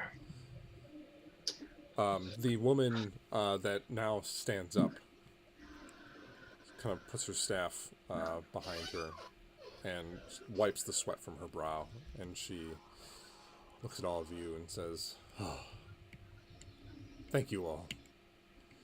I'm Archmage Alun from Solaria." And she puts out her hand as she walks up to all of you to shake your hands. Hello. Sure. So Aaron's at 1 hit point, looking pretty rough, still gripping the sword as his only solace.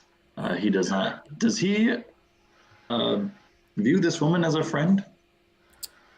It's neutral. She's like, Okay. she's a person. However, the sword immediately looks at her, or doesn't look at her, but like you feel the sword, like its attention somehow goes towards her. Right. And it feels almost like a longing to it. A longing. Yeah, Okay. like a longing to do something. Sure. Now, is this a hunger? Is this a lust type of thing? It's like a how do I read this? Sounds like we've taken another one from Brandon Sanderson, y'all. Sounds like it. I don't know what you're talking about.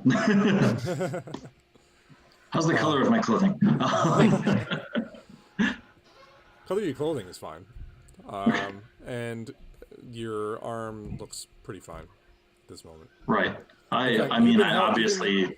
Yeah. You've been holding on it for about 20 minutes, and now you're attuned to it. So Neat. I will give you the item card. Neato. All right. And I think that's a great place for us to stop. Wow, what a session. This is fantastic. Dang, good job, Mitch. I don't like, dang. Excellent. Oh my gosh. Oh, That's stressful, guys. yeah, it was. Like You're that. telling me. Adrian's just coming out of nowhere, like, I'm just gonna do like 60 points of damage. I've really, like, we really didn't need it until now. Right. So. But Well, it's like that that. particular person, apparently. Right. Thank goodness you left And that one when- in the particular. tank. And like found out Malik could cast fireball, has darkness. Yeah. Oh, by to the way, pull it on guys. I want to tell you guys, I was at maximum the whole session at 7 hit points. Oh, dang. Oh my. So that was sheer dumb luck and love. Oh my god. Yeah. Can I tell them what happened during our escapade? Yeah, you can.